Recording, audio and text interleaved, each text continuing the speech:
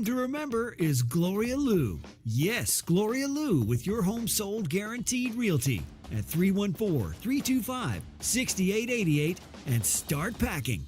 Chris Raunchy, Amy Mark Scores, The Chris and Amy Show on 104.1 FM KMOX. Good morning, friends. Welcome into the show. Good to have you with us today on this beautiful, hot, stupid Tuesday. It is June 9th, 2026. 314-436-7900 to chime in. You can text and call that number. If you've got the show on the Odyssey app or listening on the Odyssey app or the podcasts later, well, you can also leave us voice messages during the show.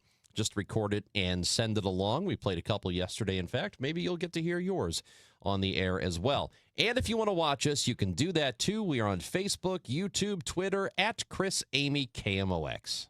Time now for the top of the order. The top three stories everyone will be talking about. It begins today, baby. A short stretch of really gross, hot, humid weather. Ugh. Sweating is good for you, Ranj. Not when you're wearing clothing. Well, yeah. And those of you who are familiar with Guns and Hoses, that great event the night before Thanksgiving over the years has raised millions of dollars for Backstoppers. The executive director, Steve Hawley, has passed away. He was 70. And the Cardinals start a series in New York against the Mets tonight.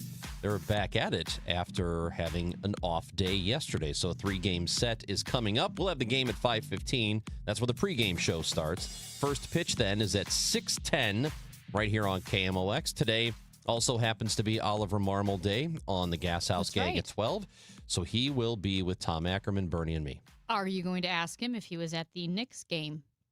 You know what? I don't think he was, but I will ask why not. Well, I do know why. It was expensive. There was the story, and I think Jeff Jones had it last week, that when the Cardinals players realized they were going to be in New York for an off day, this was ahead of time that they all said, well, let's look for tickets. And he noted that, a lot of the guys are making closer to the league minimum because it's a young team. And they saw like the $7,000-$8,000 asking price for the worst ticket. And they were all like, we'll just find a bar to watch it. What's the league minimum in Major League Baseball? Is this $750 now? Something like that. So I don't want to be frivolous I with should money. know that right off the top. I don't want to be frivolous, but I will say, if I loved basketball and I was making $750,000 a year. It's $780,000. $780,000. Yep. I mean, you could afford an $8,000 ticket. You're going to be okay. You could, but you're going to be okay. Still, you'd have to really want to go. You have to really, really want to go. The Knicks have to be your team or the Spurs, and if they're not, then $8,000's a lot. But even if they are your team and you pay that, and you paid $8,000 to watch them lose, that also stinks. That's exactly what I'm talking about. There's always that. My friend and I, before I worked for the Blues, so this was years ago, my friend and I would always, hypothetically say, if the Blues ever made it to the Stanley Cup, how much would you pay for a game? And then you break it down to, is it game 1, game 2? Is it a potential Stanley Cup clinching game? So then we said, okay, it's a game 7. And you want to throw this extravagant number out there. But the problem is there's a 50-50 chance they're going to lose. That's right. Do you really want to pay $2,000 for Absolutely a game not. 7 where your team loses? No, but you never know ahead of time, I guess, right? I know that's why you can't take that kind of risk. Maybe you could. So, as we mentioned, and by the way, we will talk more about that game because it was eventful. The president was there last night. And so more on that coming up on the show. And by the way, it is, as we mentioned, really hot today. It's 81 degrees right now in St. Louis. We do have a heat advisory that starts right at the beginning. This was nice of them to start the heat advisory right when the Gas House Gang begins at 12. Oh, I like that. That's because nice. That's telling people go inside, turn on your radio. Stay cool. Get the Odyssey app on your phone and just stay indoors and listen. To Odyssey. Or watch, watch Facebook, YouTube, Twitter. Because am I wrong? But Ollie sees the comments, right? He does see the comments. Is that nerve-wracking for you guys? No. Why would it be nerve-wracking for me? He's the one that has to see him. No, because if I invited like a guest on the show. Ollie likes it. Let's be honest. Yeah. He likes hearing what people are saying. and seeing what people are saying. Mm-hmm. So I think he's okay. Anyway, the heat advisory starts at noon today, and it will run until 10 o'clock tonight. And it is going to be absolutely disgusting. So the high is going to be around 91. Yes. But it's supposed to feel like 1.5 million. Well, so I did the favor of looking up your favorite weather stat, which is mine as well. Mm-hmm. No, folks, it's not humidity. It's the dew point. The dew point is what matters. The dew point currently is 75. That's okay. It so, is for perspective, when they say when you're getting it around, all right, 50 is very, very pleasant. When you start to get towards 60, you're feeling humidity. Over 60 is like, yeah, it's humid right now. 70 is gross. Anything over 70 is horrific. So let me just tell you this. So that's how bad the humidity is going to be. 70 to 74 is considered tropical conditions. Yeah. Very muggy and uncomfortable. 75 and above, extremely muggy, heavy, and oppressive. Oppressive so we humidity. There you go. Above tropical right now, according to the National Weather Service. We could go to the Amazonian forest to cool off right now. Oh, yeah, we could. Be like, damn, I'm glad I'm not in St. Louis right now. It'll be like that. Take me back to the jungle where it's cool. There was one time where when I lived in Chicago, it's cooler weather up there. It was March. It was 80 degrees in Chicago, and I was flying to Phoenix. And we got to Phoenix. It was like 20 degrees cooler. Like, how is this possible? It's Phoenix, Arizona. Yeah. It's 65, and back home it's 80. It didn't make sense. Yeah, if you went to the Amazon right now, you'd probably be relieved. Yeah. Because it's disgusting. And it's going to get worse today in St. Louis. So stay very cool. Be mindful of it. Stay hydrated, and so on and so forth. And you know the drill. If you can't afford a sauna or don't have room for a sauna, now is the day to maybe sit in the shade, sweat a little there bit. You go. Yeah. It's like having your own sauna. Yeah, pour water on yourself, too, while you're at it. This is one of those things, Amy, that is just, to me, I think this is awesome. You know what? There have been a lot of mayoral events this past year that you have taken great delight in. Oh, God, I love this one. All right, so you recall how in Festus... No pun intended. Oh, my God, I did not mean to... Okay. You recall... in Festus, there was a movement to have some of the city council members ousted and the mayor ousted because the residents there are not happy with the approval of a data center. And so the residents there, to show their displeasure, decided to put together a petition to have all of these council members recalled. And if you remember, in a recent election, several of those council members were already voted out because the people were not happy. The remaining council members, there has been a recall petition. So that petition went through. Now, there was a vote yesterday on the recall, which it was not to actually recall the mayor and the council and the councilmen. It was to put it on the ballot later in the year, so in August. So if these had all passed yesterday, the people will then get to vote in August on whether or not they were going to recall all these councilmen and mayor.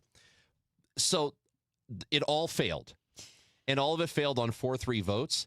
The most amazing part was that every one of the council members and the mayor himself were able to vote for themselves whether or not they got to a recall. So how does it make any sense? And they were all, again, like I said, 4-3 votes. But the mayor got to decide whether or not he was going to be recalled, and the council members got to decide whether or not they were going to be recalled. It's like, you've ever seen Pee-wee's Big Adventure? Mm-hmm. And he walks into that biker bar. You have not seen Pee-wee's Big Adventure. I have. It's been a really long time because growing up, Saturday mornings we always watched Pee-wee's Playhouse. Okay. So with Cherry, because I think chair out in the hallway looks like Cherry. There's the scene where he goes into the biker bar and everybody turns on him like, what is this doofus doing in here? And then they're like, I say we kill him, then we stab him, that whole thing. And then you hear him go, I think we should let him go. Yeah. That's what this feels like. Like the mayor's like, I think that we shouldn't have a recall. It's just, is it insanity? Why would you get to be part of that process? Listen, I am... The only council member, there was one council member, Michael Cook, who recused himself from voting for himself or voting against himself. But everybody else didn't. Listen, I'm not very shrewd. And what I mean by that is I would be a bad guy. I'd be a bad, conniving CEO. Right. I don't play chess. I play checkers, man. Like, I don't know how to. And you don't even do that well. And I don't even do that well. I don't recognize conflicts of interest. I think I'm just a little too like, hey, let's all be nice. But you are interested in conflict. Well, unfortunately, we have to be. But even I can recognize there might be a conflict here. That just seems like it's the biggest conflict of interest. It seems like it might be the biggest. Like maybe if you look up a conflict of interest and you have to take a test, and it's like there's a board of council members and a mayor who have to vote on whether or not to allow themselves to be recalled. Is this a conflict of interest? Yes. Yeah, I think so. I think it's pretty awesome that that's how it works. And why don't they draw names out of the hat like in St. Charles? And each member has to draw out either an option of, yes, you're recalled, or no, you're not recalled. I'd rather do the hat or the opaque jar. Well, you have to have an opaque jar. Yeah. I said hat, but I think in my heart I meant an opaque jar. Well, it's a much better way to settle it. And, of course, no lawsuits will happen. But there are lawsuits that were going to happen here anyway. Unbelievable that they failed. The petitions failed. What? You mean the people voted to not have themselves removed? Yes. Wow. How could you do something like that? Anyway, so Mayor Sam Richards gets to stick around. David Boyer, Michael Cook, Kevin Dennis, all the council people, and they're going to stick around as well. It's just, it's very funny to me that this was allowed to happen, or that's the way the process works. And of course, all the people who were in attendance, citizens were there, and about 20 people spoke at it. 20, citizens spoke at it. And there were some pretty huge boos that happened when all those votes took place. It's just, I think it's amazing. It's amazing that that's allowed to happen. Do we have audio of the boos from Festus? Well, I think, is this from Festus?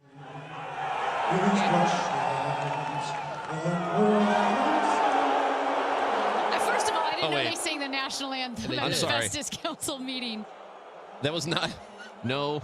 That was not the Festus Council meeting. Oh, okay. That happened to be somewhere else last night. Okay, sorry. I heard that. I thought, you know what? That is a lot of people at that meeting. Mm-hmm. If that had been from Festus, sorry, that was not from Festus. No, it was not. Maybe it was. That's Amy Markscores, and I'm Chris Ranji, and we are glad you're with us today on the Chris and Amy Show.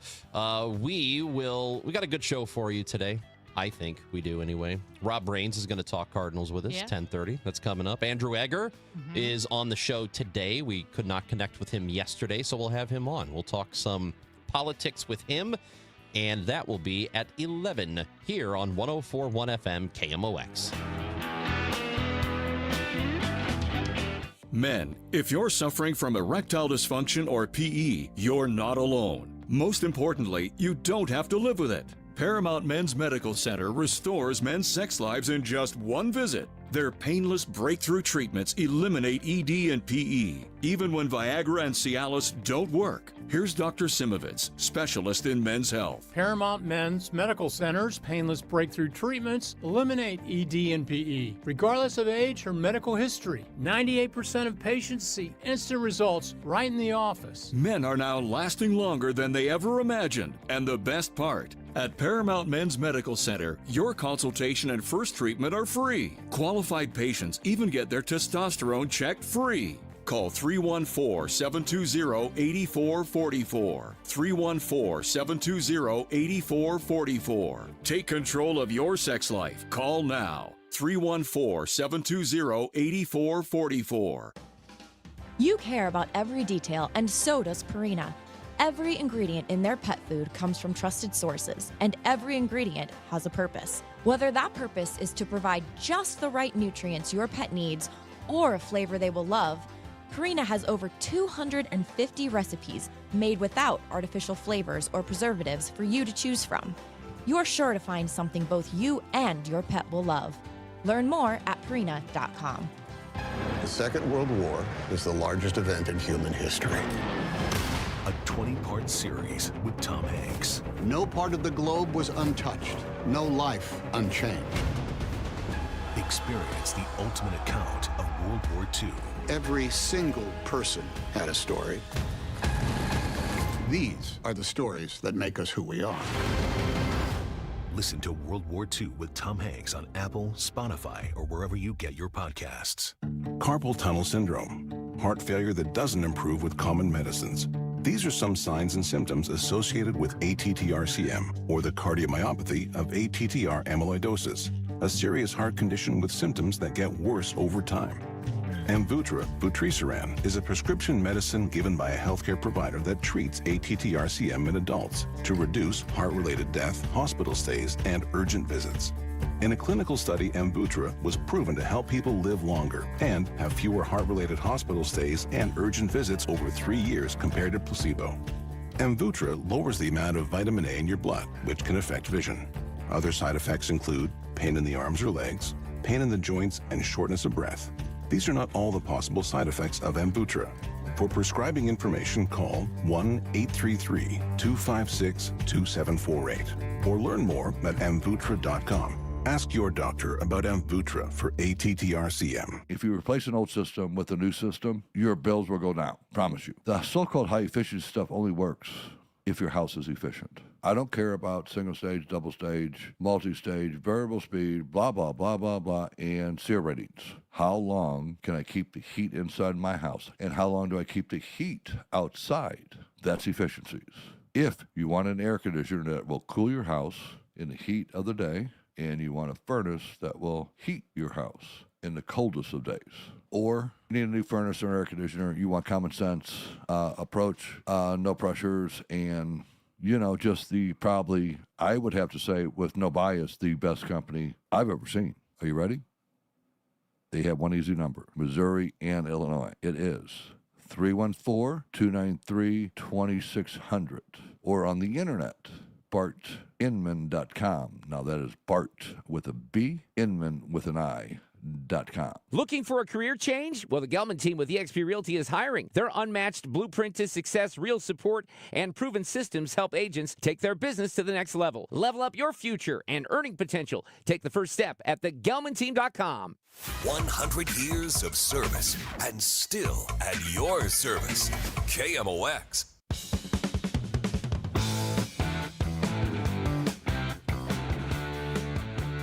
Well, you've probably heard this on Total Information AM and the news and so forth, but there was an event at the Sky Zone in Shrewsbury. It was a 6-7 event where super cheap tickets for kids to go to Sky Zone, the trampoline park, and hang out on Sunday. And like I said, the tickets were super cheap, and the event did say anyone between the ages of, 10 to 17, you needed an adult or a chaperone or a parent. You had to be accompanied by an adult.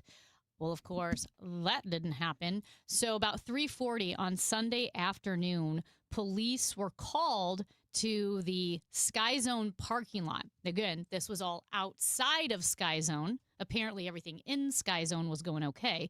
But there were way too many kids who showed up. You can only have so many people. You're going to reach capacity pretty quickly at a trampoline park. So the kids couldn't go outside. By the time police arrived late Sunday afternoon, there were 300 to 350 unaccompanied kids and teens waiting outside.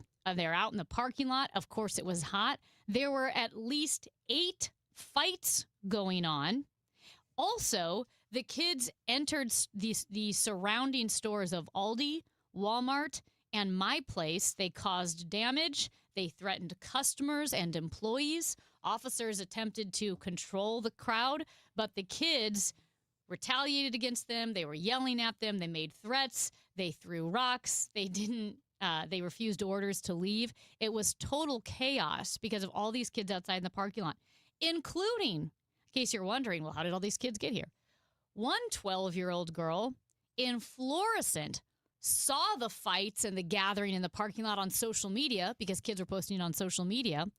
She grabbed a butcher knife from her house, called an Uber, and took an Uber the 30-something miles from Florissant, which is north, to Shrewsbury, which is south. Like, those are far away to get there to join in the fray. She said she brought the butcher knife for protection. You know, this is insane. It's very, to me, that's a lot like the bullpen deciding to run in to join the fight in a baseball game. You're so far away. Just stay home. Just stay in the bullpen. The fight's already going on at home plate. And here you come running from the outfield. Doesn't make a whole lot of sense. And, since you are 12 years old, probably not get into a car and then drive That's there. wild. Or not drive there, but she got an Uber, right? Mm-hmm. Are you allowed to get an Uber? So You're 12? There's Uber Teen. Remember where they opened? Well, 12's not teen. That's what I mean. So I need to look at the age, but there is Uber Teen, which is it means you can be a minor. You don't have to be 21 or whatever. You have a parent's account.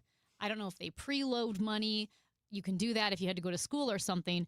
No, there's no evidence that this is what this girl did. For all we know, she just used her parents' account. I mean, kids know how to log in to to apps and also to use other people's phone numbers. I can tell you this, it wasn't a cheap ride.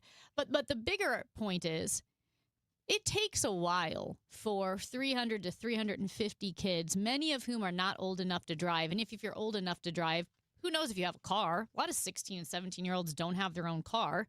But somehow hundreds of kids showed up to an event when they had already reached max capacity. Where are the parents? You have 10-year-olds? What parent is dropping a 10-year-old off in a parking lot where, at least in some cases, you could visibly see 100 or 200 kids outside? And where are the parents checking in about an event on, okay, who is going to be there? Do you need an adult accompanying you? How is this going to work?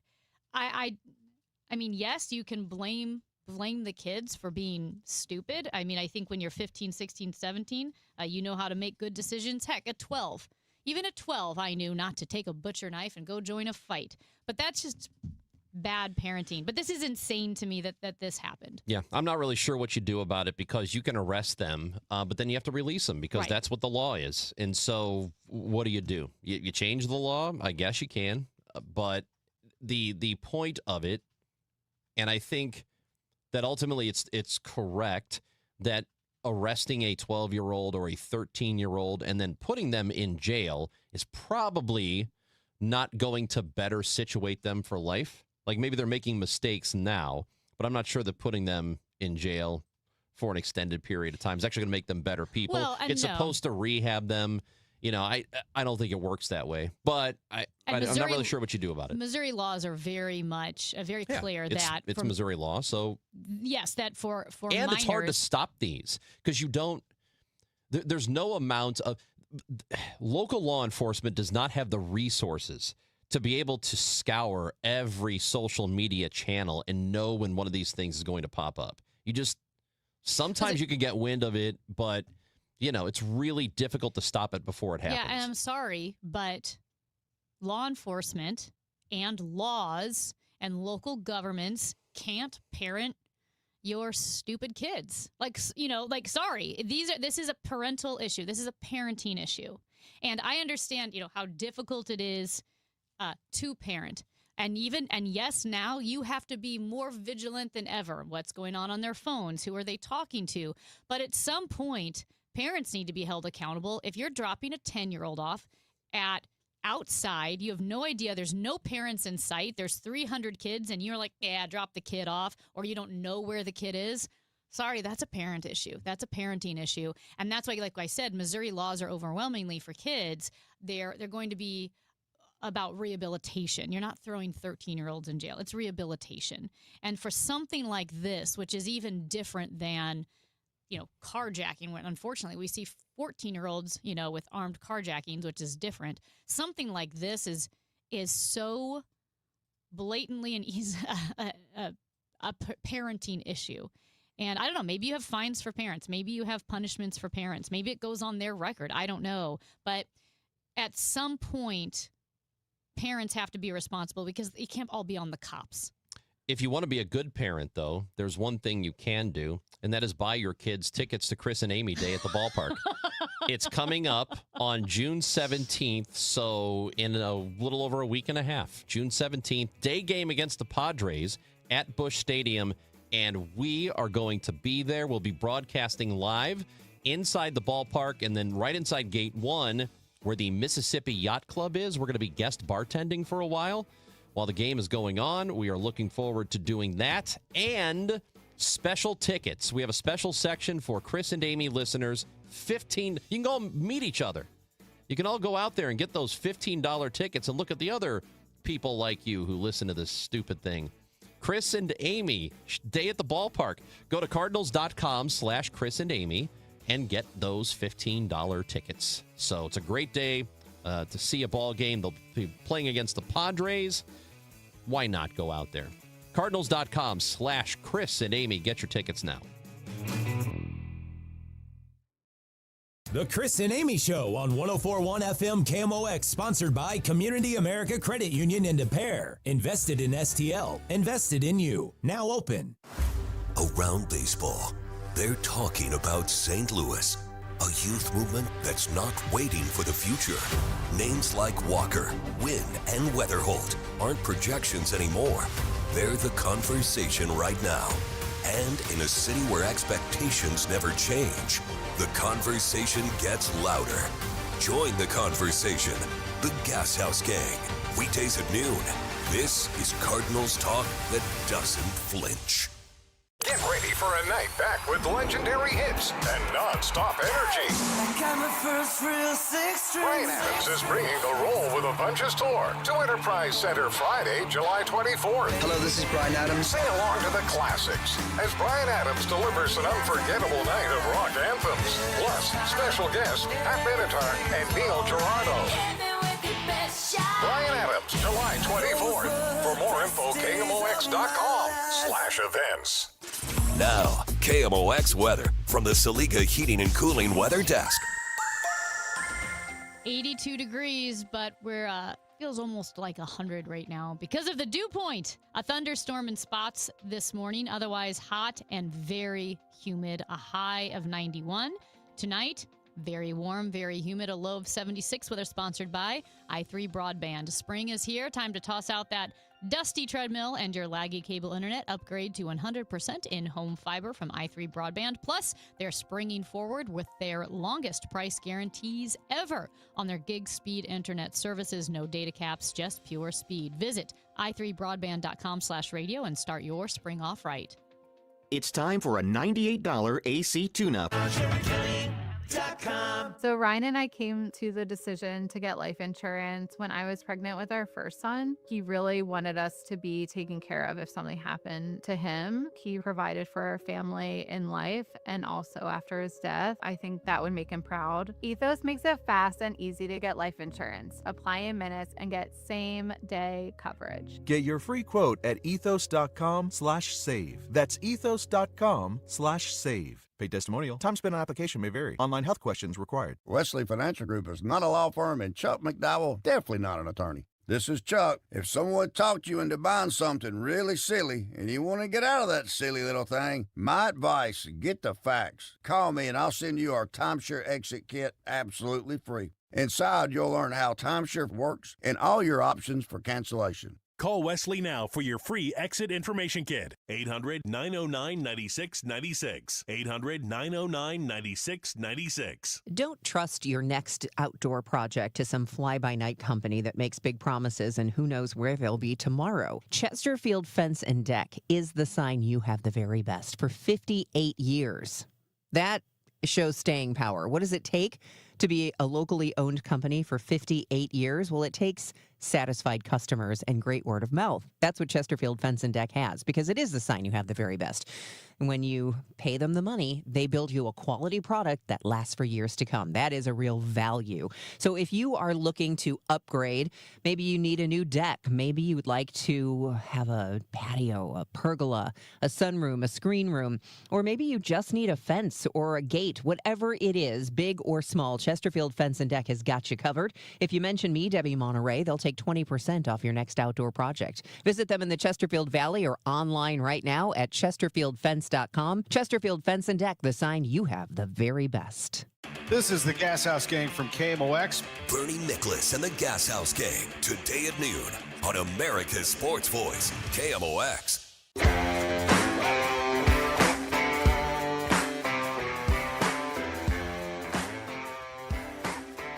You know how for years now, parents have been told to keep allergenic foods like peanuts and eggs away from babies because, you know, you don't want them to get sick or have an allergic reaction.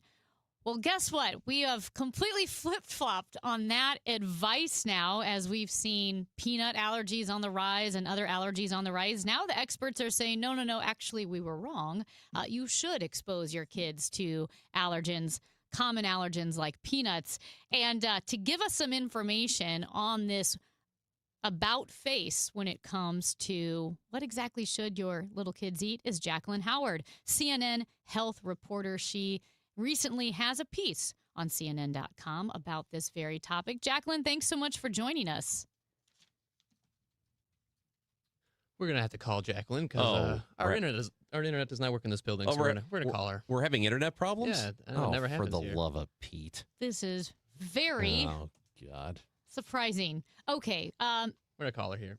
we're gonna call Jacqueline while we do that. This is a personal story because our very own Matt Pajeski, I don't want to break any HIPAA laws, peanut allergy, and we have to be careful with him. He had to use an EpiPen a while ago. So, do you know how to use one? Like, are there good instructions on an EpiPen? Does it? I think you pop the cap and go.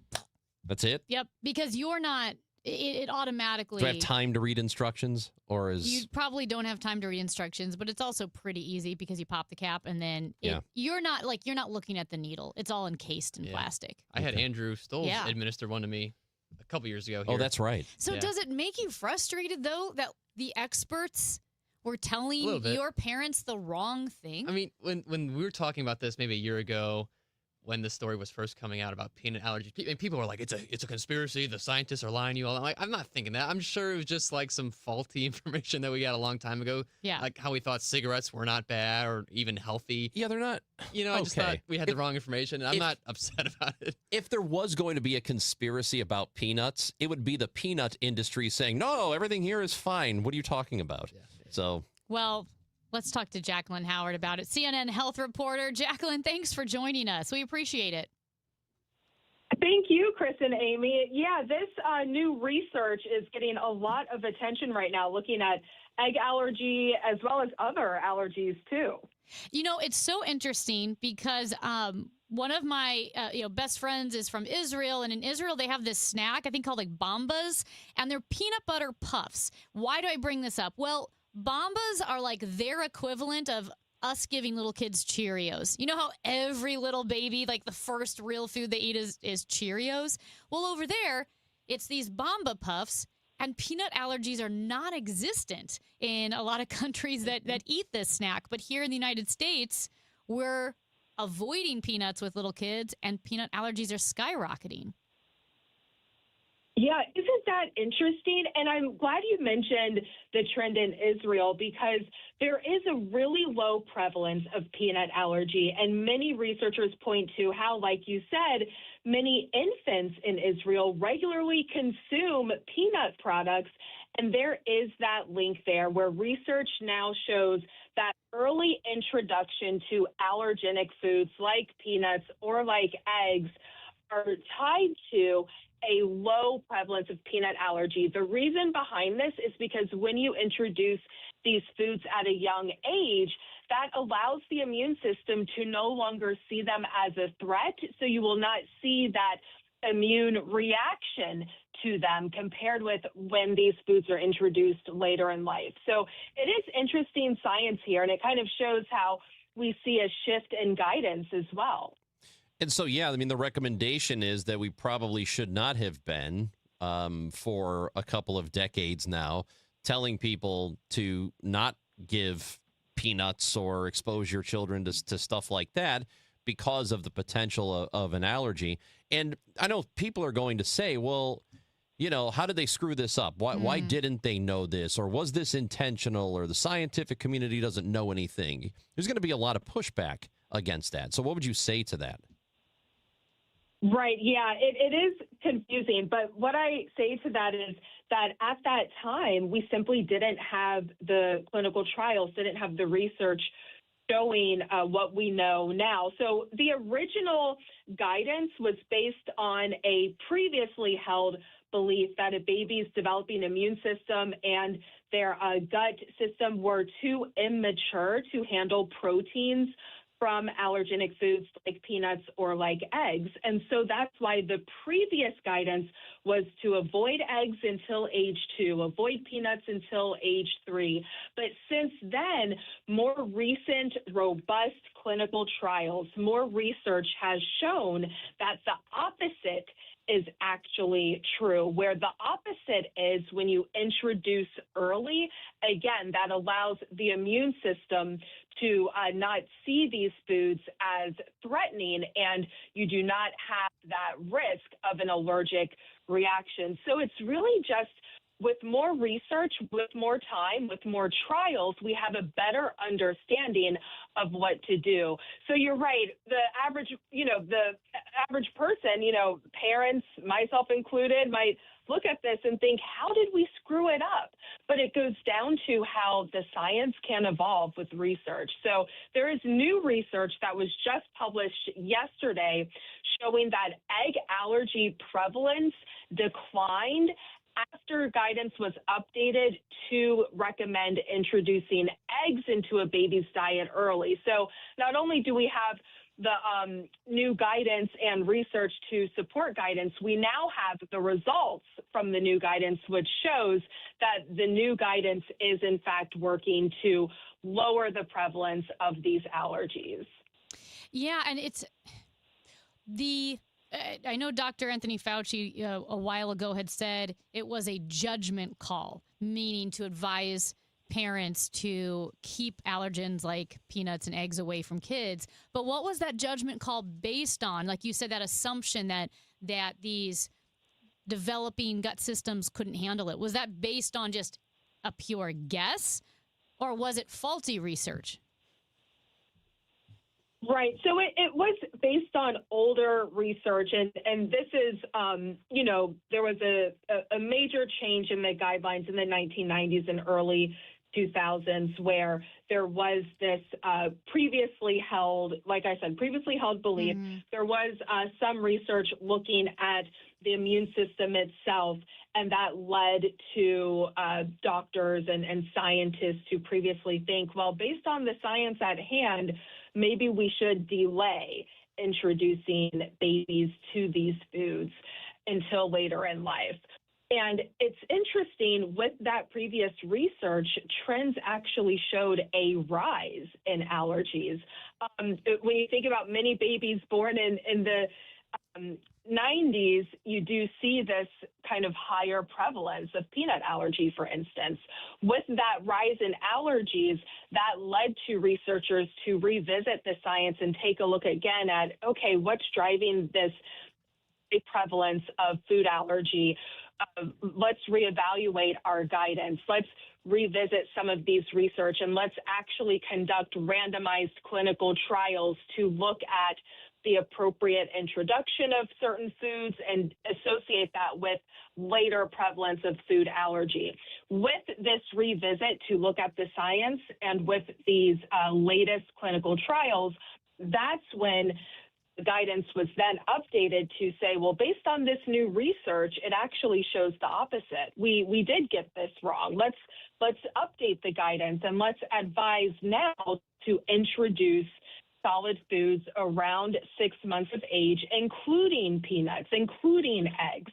And with this update and change, we now see currently a decline in food allergy, and we can now tie this decline to the new research and to the new recommendation to introduce foods early. And it's interesting when you do talk to many scientists in this area, they will admit, the original guidance was wrong. It was, not based on randomized trial evidence. It was based on expert opinion. It was based on biological plausibility. And many scientists now will point to that as an area of caution for their peers, where if we don't have the randomized trial evidence, maybe we shouldn't make such blanket recommendations. So it is not only interesting for parents to see this play out, but it's really interesting for the scientific field as kind of a lesson learned on what to do when guidance is wrong. Is it right now the recommendation that, and this seems to be the recommendation on most things, to talk to your doctor? So, if you are confused or you don't know how you should approach a certain thing, whether it's this or vaccines or whatever it is that what they are telling people to do now, is just talk to your pediatrician, talk to a doctor, talk to one before your baby is born or while they are still young? Is that what they want people to do? Yes, so absolutely talk with your pediatrician. But it is recommended for everyone, when you see that your child is ready for solid foods, you can begin, introducing them to solid foods at about 6 months.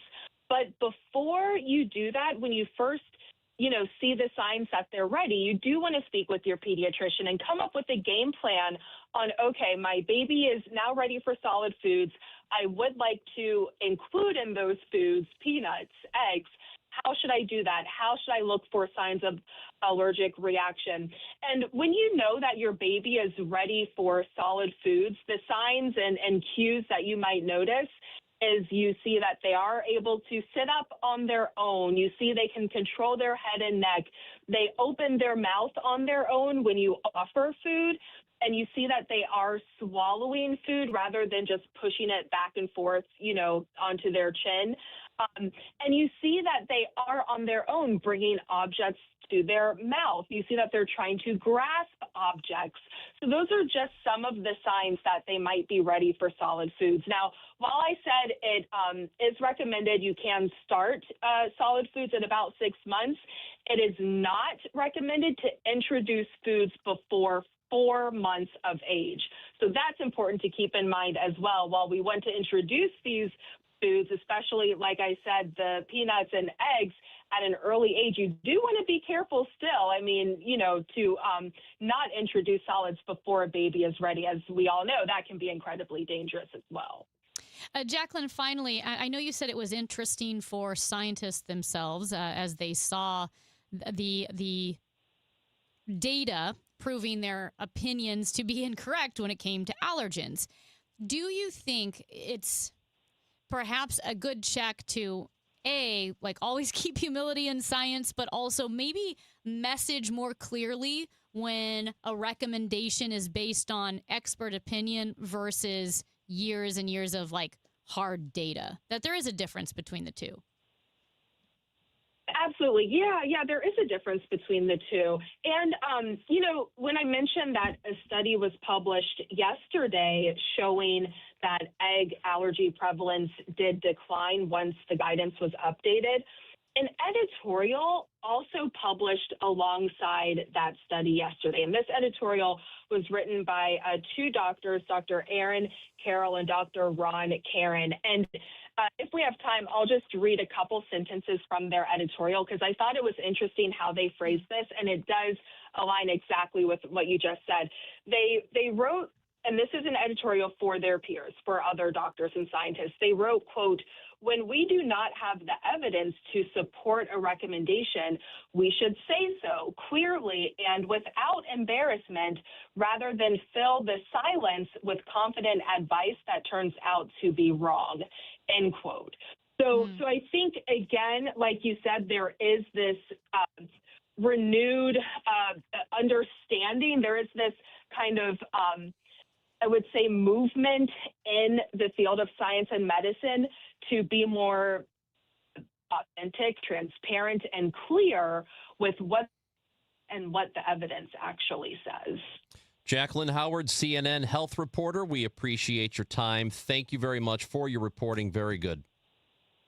Thank you. Thanks, Jacqueline. Jacqueline Howard joining us on the Quiver River Electric Guest Line. That's Amy Marks Kors. I'm Chris Ranji. We are glad that we are having a hot day with you here in St. Louis. You be careful out there, y'all. Hydrate or dihydrate. That's what they say. 12 o'clock. It's a 12 o'clock start time for both the Ollie Marmol show on Gas House Gang and the heat advisory. So be careful, okay? It's very important. We don't want you dying on us. Chris and Amy on KMOX. Broadcasting from the Scott Credit Union Studio, 104.1 FM, KMOX. Things in Washington, D.C. may seem unsettled at times by their lack of progress, but one department in the U.S. government is progressing. That is the IRS. Hi, this is Lance Story with the Lance Story Law Firm. The IRS is in full function to collect on unpaid taxes. If you've been putting off a tax problem, it's time to call the Lance Story Law Firm and get it resolved. Don't think the government is too busy to focus on my issues. Too many of my clients thought the same. So if you owe back taxes or haven't filed returns in years, it's time to call the Lance Story Law Firm and finally resolve your tax issues. Remember, if you have tax problems, you have legal problems. Call the Lance Story Law Firm. Our office is right here in St. Louis. Or call 314-260-6120 or visit LanceStoryLaw.com to schedule your free consultation with your local tax resolution law firm, the Lance Story Law Firm. The choice of a lawyer is an important decision and should not be based solely upon advertisements. It is the biggest stage in world soccer, and it is just days away, and every goal changes everything. And now FanDuel is giving you a reason to root for every single one of those. They are introducing Every Goal Pays. You bet on a match and get bonus bets through FanDuel for every goal scored in that match. So that's right. More goals means more bonus bets. And all you have to do is turn on your token. You just go to FanDuel.com/Missouri. Do that first and get started. Sign up with the app, and maybe you have not partaken yet in some sports wagering. Maybe you're a big soccer fan. This is a perfect time for you to get involved. FanDuel.com/Missouri. This is a website and an app that I've been telling you about for a long time. It is safe, secure, and easy to use. Let there be goals on FanDuel. Must be 21 or over and present in Missouri. Opt-in required. Must apply bonus token. Bonus issued as non-withdrawable bonus bets, which expire 7 days after receipt. Restrictions apply. See terms at sportsbook.fanduel.com. Gambling problem? Call 1-800-GAMBLER.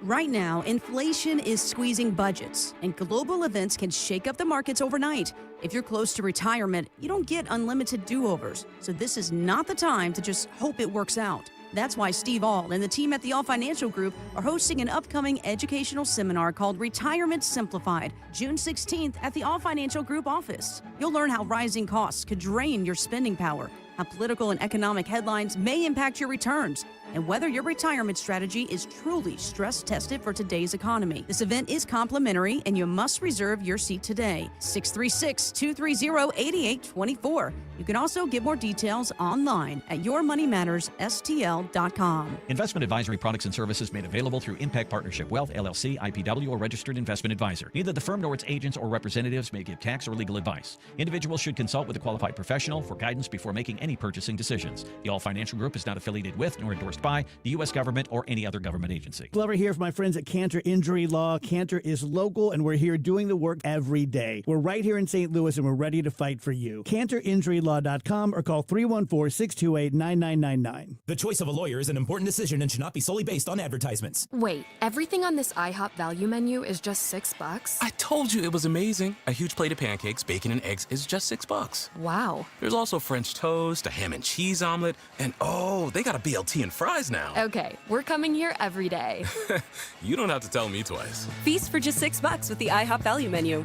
$7 in some locations, available every day for a limited time at participating restaurants in the U.S. Hours may vary. No substitutions. Not valid with other discounts or promotions. Prices may vary. For the last 33 years, you've discovered that at Banner Construction, we pride ourselves on quality craftsmanship. We believe the single most important decision homeowners must make when considering an exterior restoration project is who do you hire? At Banner, we provide well-engineered, meaningful, long-term solutions to transform your home into the pride of the neighborhood. Let us help you fall in love with your home all over again. Call 314-569-1050 or visit bannerconstruction.com and have a banner day. Chris and Amy now. The Dave Glover Show at 1 on the voice of St. Louis, KMOX. Now, did you see this? With Chris and Amy. Okay, you know that audio I played earlier that I thought was the Festus City Council meeting? Yeah. It was not. It wasn't? No, it was actually from Madison Square Garden last night.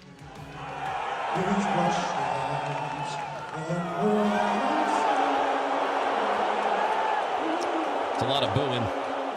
That's a great deal of booing. Not for the national anthem, though. They were not booing the national anthem. What happened is they were panning the crowd and playing singing the national anthem. They showed President Trump in attendance at the Knicks game. He was the guest of James Dolan, who owns Madison Square Garden. One of the worst owners in sports, by the way, which I have said long before Donald Trump was at the game last night. Yeah. And it's pretty generally considered that he's one of the worst owners in sports. He's the guy that's scanning everybody's faces and yeah. not letting you. He also owns the Sphere in Las Vegas. Yep. And if you were to wear a t-shirt, you know how we have anti-Stan Kroenke shirts. Yeah. If you had an anti-Dolan shirt, he could scan your face going into MSG. Find you and then find out everything about you. Find out everything about you. And then not let you go see Celine Dion at the Sphere. Just wild stuff. Which is wild. So anyway, but that was the president. I heard of a little smattering of some cheers, I think. So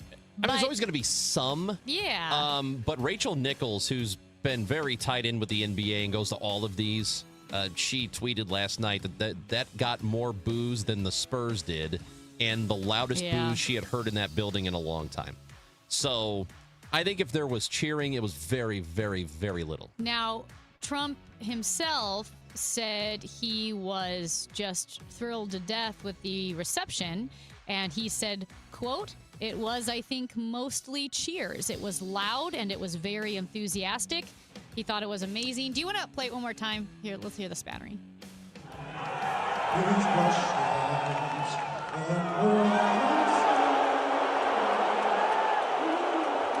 There's one person clapping. That's not a whole lot of cheering. That's if you're trying to stretch that into, oh, he got half cheers, no, he did not. You know what? The World Cup is coming up, and this is a huge event. And one of our partners, we're always doing stuff at Ballpark Village. Yeah. We love it. Cardinals Nation over at Ballpark Village, one of our broadcast setups. Well, they've got some watch parties and some events happening at Ballpark Village for the World Cup, which starts this week. Drew Dreyer, entertainment manager there, will join us when we come back on KMOX.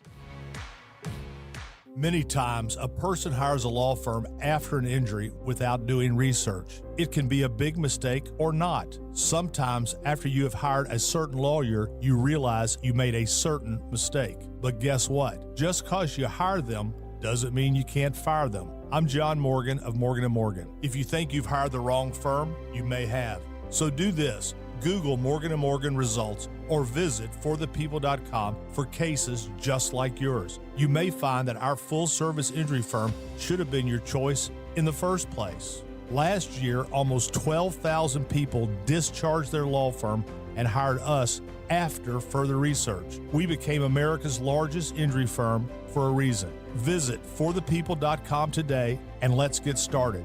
Or call Pound Law on your cell phone. Morgan & Morgan, for the people. The choice of a lawyer is an important decision and should not be based solely upon advertisements. Past results afford no guarantee of future results. Every case is different and must be judged on its own merits. The smartest way to do your homework is Heckman Lumber. Thinking about building a new deck? Start with the trained professionals at Hackman Lumber, home of one of the largest inventories of decking materials and accessories in Missouri. From treated lumber and cedar to all the leading names in decking, their team will help you choose the perfect materials for your dream deck. Then finish it off with endless railing options, balusters, and LED deck lighting to bring your backyard to life. Hackman Lumber will not be undersold on in-stock decking materials, guaranteed. Do it yourself? Their team is ready to help. Also, check out their expanded paint department with custom color matching. And don't forget, follow Hackman Lumber on Facebook, Instagram, and TikTok to catch weekly deals, specials, and project inspiration all season long. Or visit us at hackmanstl.com. Locations in St. Peters, Troy, and Pacific, Missouri. While the world watches the stars at the FIFA World Cup this summer, Hyundai has its eyes on the next generation of talent. The future stars who are already turning heads at age 14. Because next doesn't wait for an invitation. And neither do we. Hyundai has always moved the future within reach. We did it when we made advanced safety standard on every vehicle and engineered EVs with ultra-fast charging capability. Because the future isn't some far-off concept. It's already here. Next starts now. Hyundai, an official partner of FIFA. This is the story of the one. As a maintenance engineer at a beverage manufacturing plant, he starts his day knowing every line is ready to run because Grainger delivers the industrial-grade products he needs to keep mixers, conveyors, and packaging equipment moving. With Grainger's vast selection of bearings, belts, and motors, he keeps operations running smoothly, so nothing grinds to a halt. Call 1-800-GRAINGER, click Grainger.com, or just stop by. Grainger, for the ones who get it done. Spring is here in St. Louis, and if you're thinking about selling, now is the time, but timing is only a part of it. Hey, this is Kevin Wheeler. I'm here with Gloria Liu with Your Home Sold Guaranteed Realty. And Gloria, tell us, why is it still so important to choose the right realtor? Simple. Not every home is selling fast or for top dollar. Here's the difference. I already have the buyers. With over 2,400 buyers in waiting, I'm not just listing your home.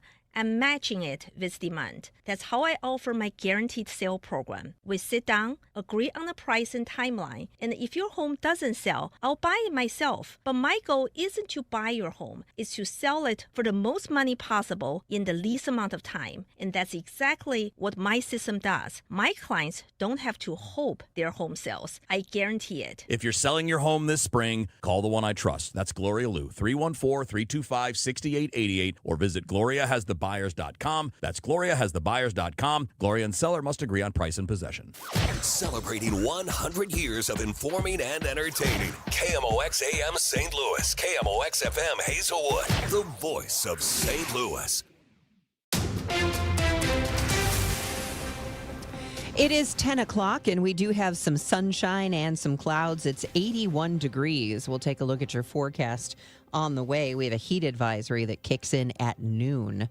I'm Debbie Monterey. President Trump overnight said he thinks the U.S. and Iran are very close to a deal. The war, a major factor weighing on Americans' wallets. The Federal Reserve Bank of New York survey finds 44% of Americans now say their financial situation is worse than a year ago, and 13% say their situation is much worse, the highest percentage in 4 years. The financial unease putting added strain on food pantries. That's ABC's Karen Hua reporting. The World Cup referee from Somalia who was denied entry into the United States after arriving in Miami and subsequently dropped from the tournament by FIFA had been set to make history for his country. Omar Artan was due to be the first referee from Somalia to officiate at the World Cup. He is one of Africa's top referees. U.S. Customs and Border Protection says he was denied entry over vetting concerns but gave no other details.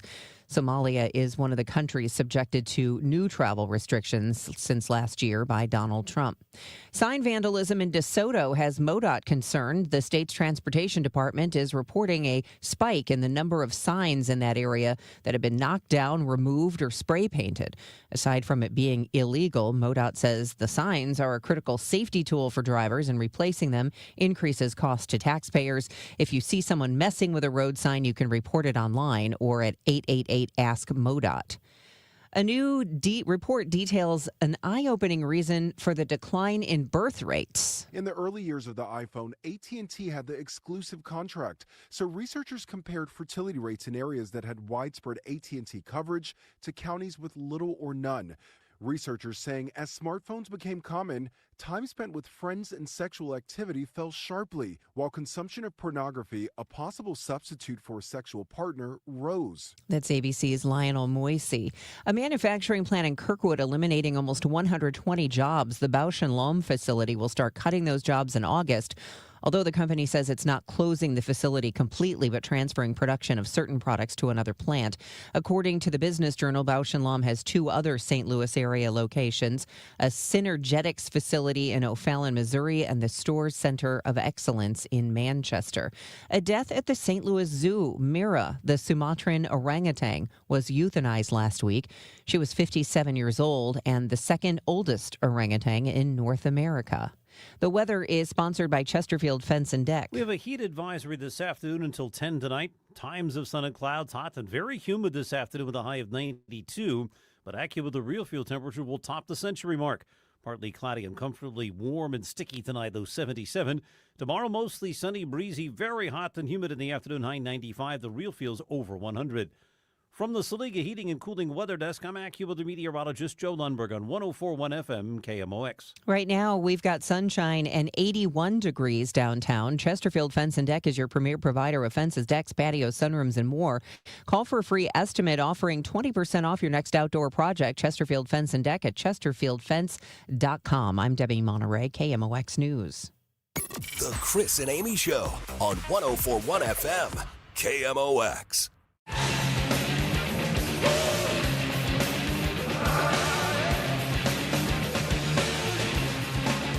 Coming up, World Cup happens this week, and there are all kinds of events happening around this city, around the country. I think we're excited about it. I'm excited about the World Cup, and even the casuals love the World Cup because it is an event, and when people get together to watch sports, that's about as fun as it gets. And talking about that with us now is Drew Dreyer, entertainment manager at Ballpark Village, because there is a lot that is happening in the city, including one of our good partners at Ballpark Village. How's it going, Drew? Hey, Chris. How are you today? We're doing great. So the first match, Thursday night, Mexico, South Africa. I know that there will be events happening there at Ballpark Village for pretty much all of these matches, right? Yeah, Chris. There's over 102. There's 102 World Cup matches, so we're zeroed in to really make it a wonderful experience for everyone in the whole community. So it all kicks off this Thursday with Mexico at 2 p.m. And we have the Santos coming out, the Hispanic supporter group for STL City SC, bringing their drums, masks, capes, all the fun stuff to really support Mexico in their inaugural game to kick off this whole summer of soccer celebration, really. So 102 World Cup matches. How many World Cup watch parties will Ballpark Village have? Oof. Oh, good question. I'm trying to keep track of it all. Well, for sure, all the USA games, all the Mexico games, and then, we've really dialed in a lot of community partnerships. We'll be going big for some Hispanic group games like the Colombia-Portugal game, the Ecuador games, and all the Portugal games, too. And in addition, we have big Balkan watch parties set up. With the big Bosnian community, as we saw, they took over downtown last Saturday. And that was a huge event that happened at Energizer Park, and there were a lot of people there for that. And that was just a friendly, which is for the soccer lay people. That's an exhibition game, just so you know it didn't count. But the U.S.-Paraguay game, which is Friday, and that's the first U.S. men's national team game that's going to happen. Got pretty lucky with it being on a Friday night at 8 o'clock. So what happens for a game like that? Are tickets required? Is it you better get there early? How do you tell people to approach it? Well, yeah, we definitely have to thank the FIFA gods on that game time here at Ballpark Village. So, the best way to get your spot is to head online to stlballparkvillage.com, reserve your table. We're going to have DJ, MCs, a lot of giveaways, games, prizes, fan cams, face painting. We're going to have Uncle Sam on stilts. That's right, a 10.5-foot Uncle Sam. Quite the photo op. So I would recommend you make your table reservation because it's going to be a lot of fun. We're going to have a lot of huge, passionate soccer fans out. So this is just for the inside, the live part, right? The huge inside viewing area, correct? Yeah, next Friday we're going to center our watch party efforts in that huge FanDuel Sports Live area. So if you don't get a table reservation, you can still come, hang out, standing room only type thing? Yeah, Amy, all these events are free to attend. Yeah. So if you don't get a table reservation, come on out. Our friendly staff will take great care of you and, get you situated for the World Cup. We are talking to Drew Dreyer, entertainment manager at Ballpark Village, here with us on KMOX. So I know that there is I believe Missouri, just based on what I've read, has relaxed closing hours for World Cup matches that now I think you have the option of staying open 23 hours. What? So is that true? And if that is true, will Ballpark Village be going along with that? Chris, that's a great question. We don't really forecast too much demand in St. Louis after, 3 o'clock in the morning.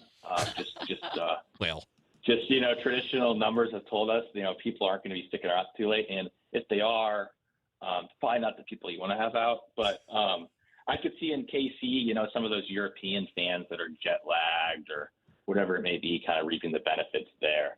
But I think our traditional business hours are going to be just fine for this World Cup. Okay, whatever. That was a great way of saying, let KC deal with it. We don't want to do that. We're not going to do that. Hey, I did see, though, on June 18th for the Mexico versus South Korea game, like you said, all these different features that the parties are going to have. But Polo Asensio is going to MC Polo that Asensio, game party. Everyone's favorite. Yeah. We'll be here Thursday as well. Oh, nice. For the Mexico game. He's very excited. Really shows the Mexican pride here in St. Louis when he announces the Cardinals game. So excited for him to hear everyone's favorite when Hispanic announcers say goal on the broadcast. So we want to hear Polo say that right here in St. Louis about his home country. I don't think he'll be short on words, whatever it is. Polo. He is great with the calls. Oh, my God, the does he have a lot of words. The home run calls are unbelievable. They go into the next inning. It's awesome. Looking forward to it. It's going to be a great time at Ballpark Village. And just real quick, as we say goodbye here, the Billikens had a really great season. That was a lot of fun. Cardinals season has really been surprisingly good because they're better than a lot of people expected. What has it been like there? I think it's one of the great sports viewing places in the city because there's nothing else like it. So how have things been since, like March when it comes to sports in St. Louis there? It's been a blur, Chris, to be frank with you. I mean, ever since really the Super Bowl kind of propelled us into March with the Missouri Valley Conference, St. Patrick's Day, SLU's A10 run, March Madness in town, opening day, and then the soccer team started. It's been nonstop, and the Cardinals, really performing better than expectations has brought a lot of excitement to the city that we didn't expect. So it's been a lot of fun, and we just encourage everyone to come downtown, whether it's for a Cardinals game, World Cup, a Blues game in the fall. Just come downtown and enjoy it because we really aim to make it the best experience possible. Drew, entertainment manager at Ballpark Village, appreciate your time. Good luck this week. I know it's going to be busy. Thanks, Chris. Thanks, Amy. Awesome. And as we mentioned, Ron, stlballparkvillage.com to reserve your spot, to get more information on all of the watch parties, because I think one or two of these as well will overlap with a Cardinals home game. Oh, yeah. Which is fun. Oh, my gosh. That's going to be a lot of people there. Yeah, that's going to be fun. Drew Dreyer, entertainment manager at Ballpark Village. Again, the festivities really get started Thursday afternoon. Mexico and South Africa. That is the first matchup. And I cannot believe he's right. The FIFA gods, they got one thing right. They put this U.S. It's a pretty corrupt deity system. We're going to talk a little bit about FIFA later on as an organization. Yeah. Not great, but man, putting the U.S. in their first game 8 o'clock on a Friday, that could not be better, especially because that NBA Finals Game 5 won't even be until Saturday. So everybody will be watching Friday night, the World Cup. It's going to be great. And I will say this, when it comes to festivities, don't forget Chris and Amy Day at the ballpark. Hell yeah. It's next Wednesday. That's right. It's a week from tomorrow. Boom. We're going to be there bartending at the Mississippi Yacht Club, float trip themed. Broadcasting there at Broadcasting Busch from Stadium? 9 to noon. Yeah, Yeah. so all morning we're going to be there. We'll be at the game. There's also a special Chris and Amy section in right field. You want to know how much those tickets are? It's unbelievable. Do not tell me they're only $15. They're only $15. Unbelievable. $15 baseball tickets. Are Yeah. you kidding? In 2026? In this economy? You're kidding. In this economy? Prices are going up everywhere except for Chris and Amy Day.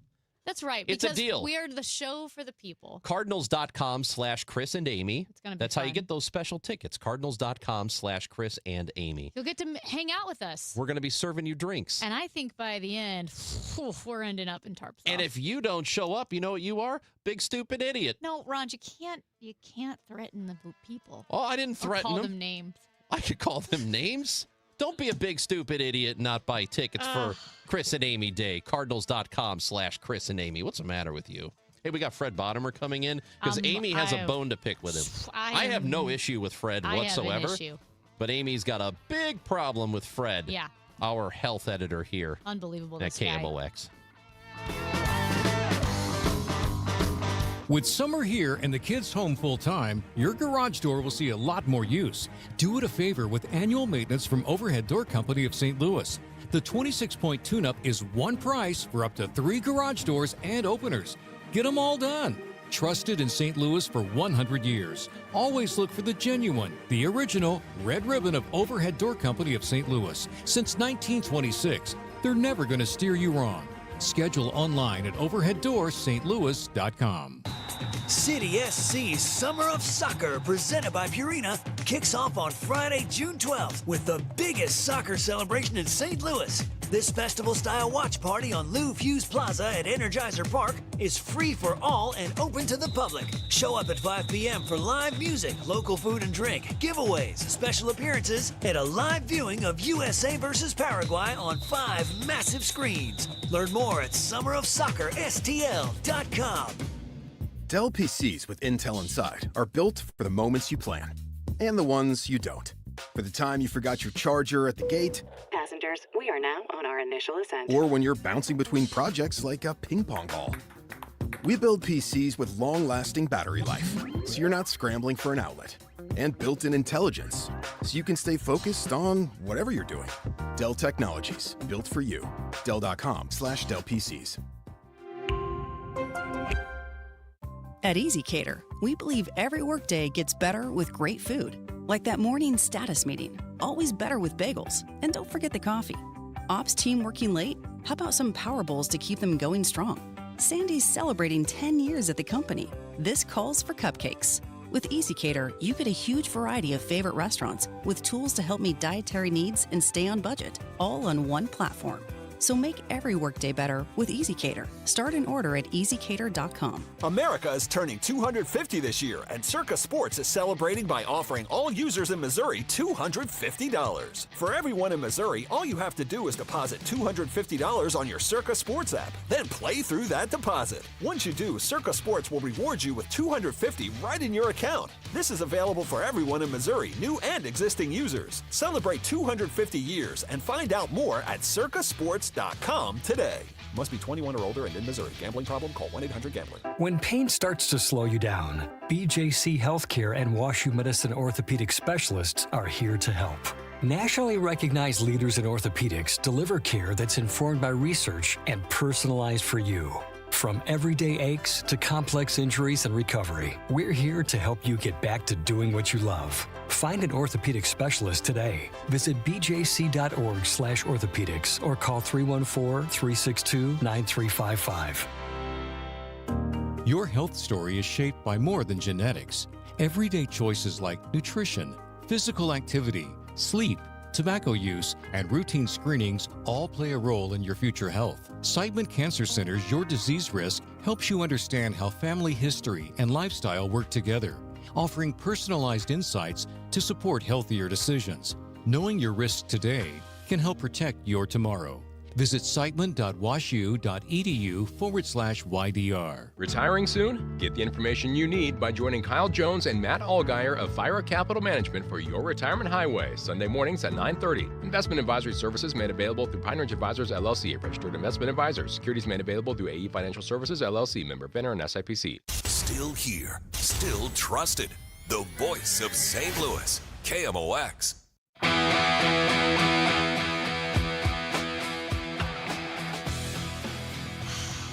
All right, listen. I'm not happy right now because I woke up this morning, was having a great morning. You're never going to believe who ruined it. Fred? Frederick Bottenheimer. He That's did. right. The old Fred Bottomer. Fred What did he do? Bottomer. Well, let's just set the stage here. Picture me waking up on a beautiful but admittedly muggy morning, have my coffee, still wiping my eyes thinking, let's wake up. You know what? I love Total Information AM. I'm gonna turn on my favorite show. Maybe the cheery dulcet tones of Debbie Monterey will wake me up this morning. Oh, this is what I got. The screwworm is a flesh-eating parasitic fly with the power to decimate livestock. While veterinarian Dr. Ann Hohenhaus says the risk to public health is very low, you should be aware of its signs if you are around animals who have wounds that do not heal, wounds that smell really bad, or have maggots in them. And if you see any of those things, wound that doesn't heal, little white worms in an injury or wound, or one wound that's not healing, then you should seek veterinary care for your pet. If you see the same thing in yourself, then you should call your physician. What? The ever-loving Fred Bottomer? That is a lot to wake up to. Oh, it sounds to me like a public service announcement. What's your problem? That's my opinion, Amy. Yeah, he's trying to help us. What are you mad about? Admittedly, I may be desensitized to the grossness of what I said. I walked into Fred's little studio earlier this morning and I said, "Hey, Fred, I got a bone to pick with you. Was that the grossest story you've ever done?" This guy had no idea what I was talking about.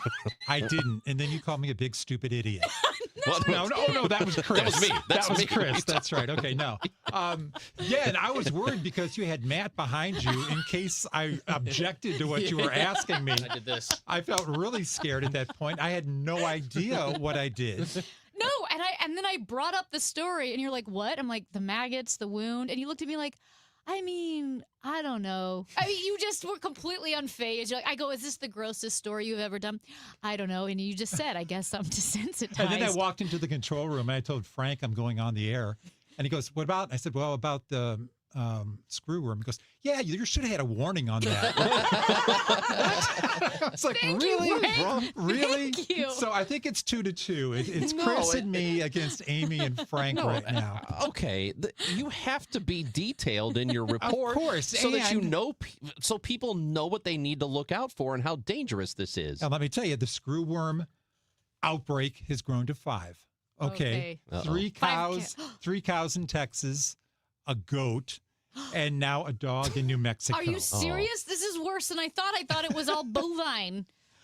No, animals, farm animals, that sort of thing. And we've got a lot of farms around here, a lot of people with livestock.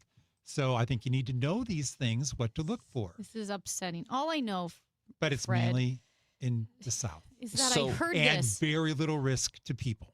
And I said, "For heaven's sake, Fred, it's 6:12 in the morning." Fred, is this going to decimate our beef supply? Because, steak's already expensive now. No, and the beef prices have gone up in It has the recent months. possibility, but no, it isn't, because they've got all sorts of prevention methods. They've got these sterilized screwworm flies that are males that they're going to release, or that they're releasing into the areas, which will mate. See, I didn't get into this. Oh, yeah. They'll Tell mate me more. I want to hear this. with the female screwworms that carry the maggots. Yeah. And they eliminate them, and so you They kill eliminate it. them? Yeah, because the males are sterilized. impotent. Okay, and that way the females cannot have baby screwworms. Their guns don't fire. Oh. And then it kills them then? It stops the spread. It stops Okay. the new. It ends the cycle. Screwworms. There you go. It ends the cycle. It ends procreation. Okay, I can only tell so much in a 25-second story. Yeah, well, somehow on it's air. too much. Yeah, Somehow I'm it was still sorry. too I'm much. sorry I offended you. I didn't even and know made about you feel sick to your stomach. the male screwworms thing. This is a new development to me. I had not heard about this. Yeah, it's happened a couple other times. First, they thought they eradicated it in the 60s, and it worked for decades. But now, apparently, there's been a little bit of an infestation from Mexico over the border of screwworms that, are the New World screwworms that have this disease that they get into the livestock. So how do they cross the border? Do they go through customs? Does Border Patrol not stop them? That's above my pay grade. Okay.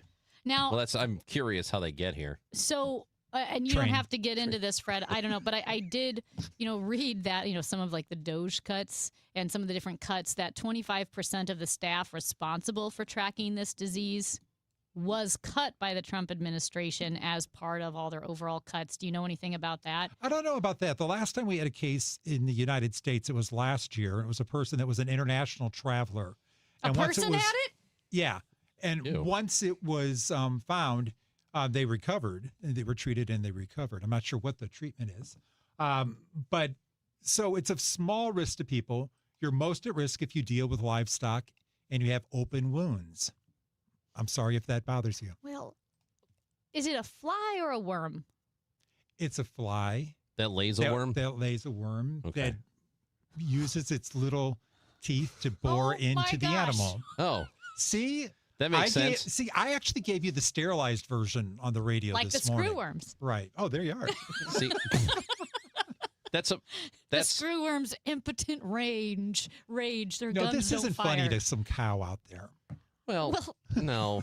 But cows are kind of stupid. No, they're not. No, they're kind of dumb as animals go. But this is not their fault. This has nothing to do with the intellect of the cow. It's not like, if the cows were smarter, they wouldn't get the screwworm. Well, no, of course not. It's not like You're that. victim blaming.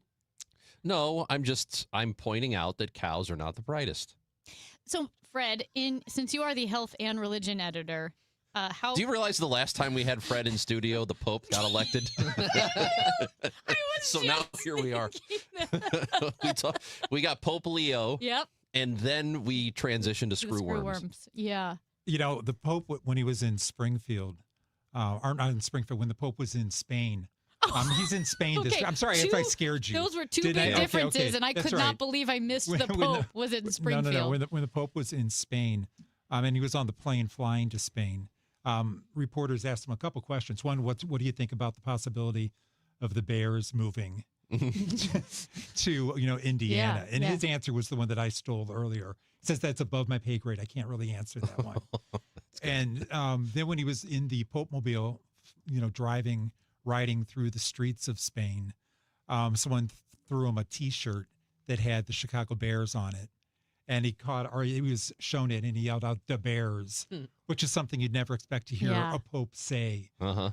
while from the Pope Mobile, "The Bears." Just that whole thing is insanity. That he's from here, he's from the States, and he likes the White Sox and the Bears is just amazing. I saw a thing where he was on the plane or on a plane and was asked about soccer because the World Cup is coming up. He's only on his plane. Yeah. And so he was asked about what World team he Cup. likes, and he says the Pope loves all teams, but Prevost likes Real Madrid. Yeah. So I thought that was a very funny way to answer that question. Very diplomatic answer. Yeah. All right. Well, I guess. Am I done? Well, yeah, we'll talk to you again, Fred, whenever something gross happens. Okay. Or Or religious. there's a new pope. Yeah. Which we hope doesn't happen for. I love this pope. This pope's great. An American pope. I think it's great. I'm still getting used to hearing an English Accent. or it's American spoken. language. Right. But did you see in all these latest polls, Gallup, YouGov, all of this, he is the most popular person overall in the world as far as the highest favorability rating? Wow, in the world. Maybe the United States. One of the two. Something like that. It's the world or the United States. All right. That's great. I mean, he's very well liked. Yeah. Fred Bottomer. And so are you, Fred. Except for our This health morning. and religion editor. We release you back to your duties. You have stuff to do and we're sorry we brought you in here for this. Thanks for bringing me in for the beating. You're welcome. Fred Bottomer is the best. We're going to talk some Cardinals when we come back from STLSportsPage.com. Rob Rains will join the show. Cardinals start a series against the Mets tonight. Also, don't forget, Oliver Marmol is on the Gas House Gang today at 12 o'clock. Our weekly Tuesday meeting with the Cardinals manager happens today at noon on 104.1 FM KMOX. The Chris and Amy Show on 104.1 FM KMOX, sponsored by Community America Credit Union in Des Peres. Invested in STL. Invested in you. Now open. Some shows are about sports. Some shows are about nothing. This one's kind of both. So the show's not really a sports show per se. It's just a show.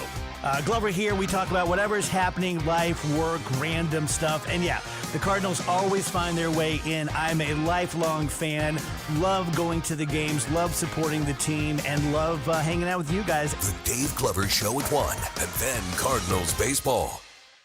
Guys, Kevin Wheeler here, and I want to tell you about FanDuel Sportsbook, which also happens to be the official sportsbook of KMOX. I've been having a blast with everything since they came online in Missouri, starting with football back at the beginning of the year, moving into basketball and hockey, and obviously baseball season now too. Well, now it's time for the biggest stage in world soccer. It's days away, and every goal changes everything, especially on FanDuel, because right now FanDuel is giving you a reason to root for every single one of those goals, introducing Every Goal Pays. Bet on a match and get bonus bets for every goal scored in that match. That's right. So more goals means more bonus bets, and all you have to do is turn on your token. It's that simple. So go to FanDuel.com/Missouri to get yourself started and let there be goals on FanDuel this summer. Just remember, you have to be 21 or older and present in Missouri. Opt-in required. Must apply bonus token. Bonus issued as non-withdrawable bonus bets, which expire 7 days after receipt. Restrictions apply, and you can see terms at sportsbook.fanduel.com. And if you have a gambling problem, please call 1-800-GAMBLER. Now, KMOX weather from the Saliga Heating and Cooling Weather Desk. Currently 82 degrees, but the real field temperature 100. A thunderstorm in spots this morning, otherwise just very hot, very humid, a high of 91. To near clear. Tonight, clear to partly cloudy. Very warm, very humid, a high of 76. Weather sponsored by Huff Heating and AC.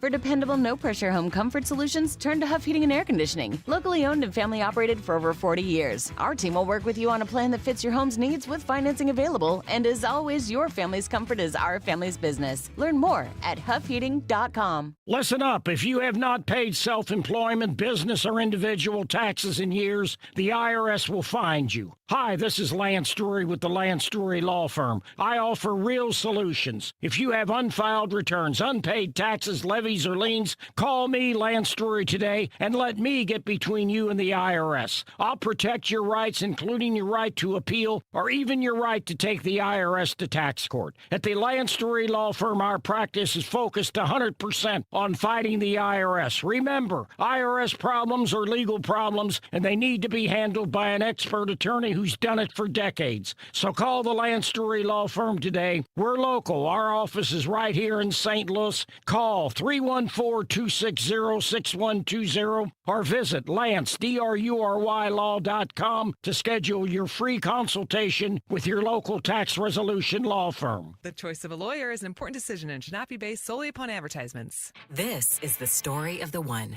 As a maintenance engineer at a beverage manufacturing plant, he starts his day knowing every line is ready to run because Grainger delivers the industrial-grade products he needs to keep mixers, conveyors, and packaging equipment moving.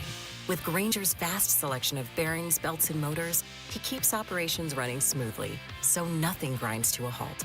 Call 1-800-GRAINGER, click Grainger.com, or just stop by. Grainger, for the ones who get it done.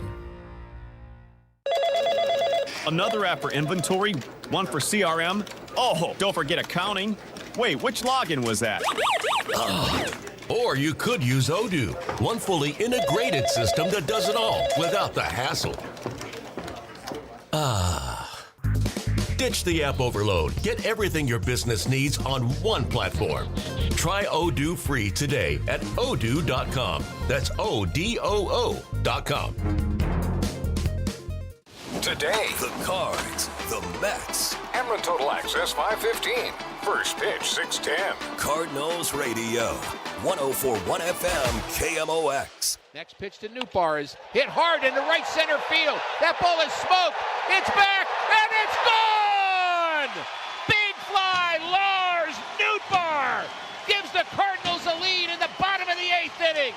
And this crowd is going crazy here at Busch Stadium. The Nootbaar cheer, the great moment, and the great reception from his teammates who missed him. Cardinals had a fantastic series over the weekend against the Reds, sweeping Cincinnati at home. Off day yesterday, back at it today, baby. 5:15 for the pregame show on KMOX, and then our broadcast of the first pitch will be at 6:10. That is happening today. Cardinals Mets in New York, and we are now going to the Quiver River Electric guest line. We bring in Rob Rains, beat writer and founder of STLSportspage.com. He's been covering the Cardinals for a long time and joins us now on KMOX. Good morning, Rob. Morning, guys. How are you? Doing great, and maybe not as great as Lars Nootbaar, who I'm sure had all that pent-up energy because he hasn't played since last year. Here he is, and he makes an immediate impact on returning from the IL. Yeah, and you kind of thought he would, but you never know about those kind of things. You know, it was such an unusual surgery that he had, unusual injury in both heels, and obviously, you can't really understand probably how much it affected him last year, and certainly, we all know when you don't feel well, you don't play well, and it affects your personality. But he is such an outgoing kind of spirited leader that I know if he's healthy and feeling well, he's even going to be more like that. And I think he's a perfect guy for this young club, the way they've been playing to this point without him. And so with him being back, the Cardinals roster is, it's a lot different, and things had to be decided. And just recently, Victor Scott II was sent down to the minor leagues. And we know that you're in Springfield right now, but he's off with a different team. He's off in Memphis. And so what do you think is going to ultimately happen with him? Because, it just doesn't, to me, offensively seem like there's much there or much to salvage, but I could be wrong on that. Well, I think the biggest problem to me is that the best asset he has is his speed and his ability to steal bases, and obviously he can use it on defense as well. But the way he struggled so much offensively the last year and a half that he hasn't been able to take advantage of the speed. I mean, this is a guy that sold 94 bases in the minor leagues. And I don't think he's lost that ability to play that way. He just hasn't gotten on base enough. So they've got to rebuild his swing and be able to get more out of him offensively so he can take advantage of that speed. I mean, he's still a young player. I mean, he's not as young as some of the other guys because he was a college, junior when he got drafted. But I think he's still got some time on his side. But, we know one thing about him. He's a hard worker. He's not going to take this demotion, or if you want to call it demotion, but I mean a chance to go back to the minor leagues. He's not going to take that as a, go run and stick his head between his knees and cry about it. I mean, he's going to go down there and go to work and try to get himself back into the big leagues, whether it's with the Cardinals or somebody else. So I think he still has some potential and some promise, but it wasn't working the way it was in St. Louis for a lot of reasons. So the timing of the move might have surprised me a little bit, but he kind of wondered eventually at some point with Nootbaar back and with Church back and with some of the other guys that they've called up, playing well in a backup role. It seemed like a pretty obvious move. Yeah, so him departing was to make room for Nathan Church, who also came off the injured list. What kind of player do you think he is ultimately? Because, when he's been here, he's done pretty well. Yeah, I mean, he's tremendous defensively. I don't think he's, there probably is a half a dozen people in baseball that are a better outfielder than him. He won some minor league Gold Gloves. I mean, he's made some outstanding plays, the games that he's played up here in the big league. So, there's no question about how well he can play defense. And he's probably surprised me a little bit with the power that he's shown. He's hitting some home runs. So he's just a, pretty general, hard-nosed little ball player. I mean, I think he's one of those guys that probably gets about the most out of his ability. Is he a long-term, starting center fielder in the big leagues? I don't know, but I think he's right now probably, give the Cardinals a little bit more offensively than Victor did, and really not take any steps backward on defense either. So do you think this is a temporary flip-flop in a way with Victor Scott and Nathan Church? Do you think Scott potentially has...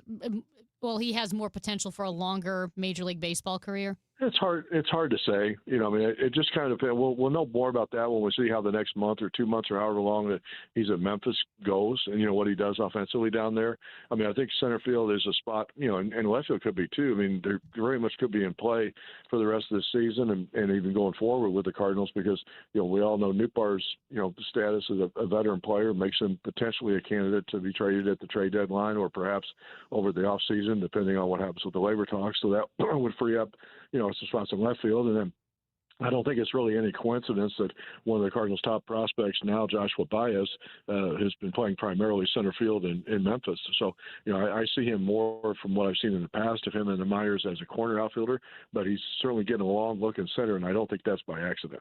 Talking Cardinals baseball with Rob Rains here on KMOX, and there was a guy that Cardinals fans we heard a lot from who were saying you got to call up Jimmy Crooks. You got to bring him up. And the team eventually did, and he's gotten about 15, 16 at bats, which isn't much of a sample at all. But what do you think of Crooks so far? I think he's played well. Yeah, I think he obviously had a key play in that game the other day when he got the challenge right on the play in the end of the ninth inning that helped the Cardinals win that ballgame against the Reds. But he's going to be a good player. I mean, the problem they're going to have is they just have to juggle about playing time. As long as they're committed to starting Herrera a couple of days a week at catching, and then you've got Paez still on the club. There is going to be some games that you hopefully would get Crooks in there, but you just won't have that chance because of the numbers game. He also can also and has already been used as a DH in some of those games, so that gives them an option to give him some more at bats as well. But I think he's somebody that they're intrigued by and think he has a chance to be a big league regular player, and we'll just see how much playing time opportunity present themselves for him. Yeah, this team is in a very interesting position because it is young, and it will by the end of the year be the youngest or second youngest team in baseball, and we don't really know if it's going to end up being a playoff team or not. Not really anybody projected them to be one. No. But here they are. They've got the top wild card spot in the National League as it stands right now. Got about a top 4 record in the National League. Are you surprised that we sit here on June 9th and the Cardinals are playing like they are? Yes. But I thought I thought they probably would be a better team than maybe some. I didn't see them as a 100-loss team. I didn't see them, as being that kind of a club that, would have the worst record in the league or anything like that. Which there were some people projecting them like began. Rob, 65, 67 wins. That was before the season started. Yeah, I thought they would be closer to 500. I thought, because I thought the pitching was better. I think you wouldn't have, some of the guys they had last year really struggled in the rotation. You didn't have them. So, almost by process of elimination, you had to be better. And I'd seen enough of Weatherholt and seen enough of some of the other young guys in the minor leagues that I thought they'd be okay. Maybe not, obviously certainly breaking out of the gate the way that they have. And I think nobody saw the season that Jordan Walker's put together coming, so I think that's obviously been a big factor in their success as well. So, the question now is, can they keep it going?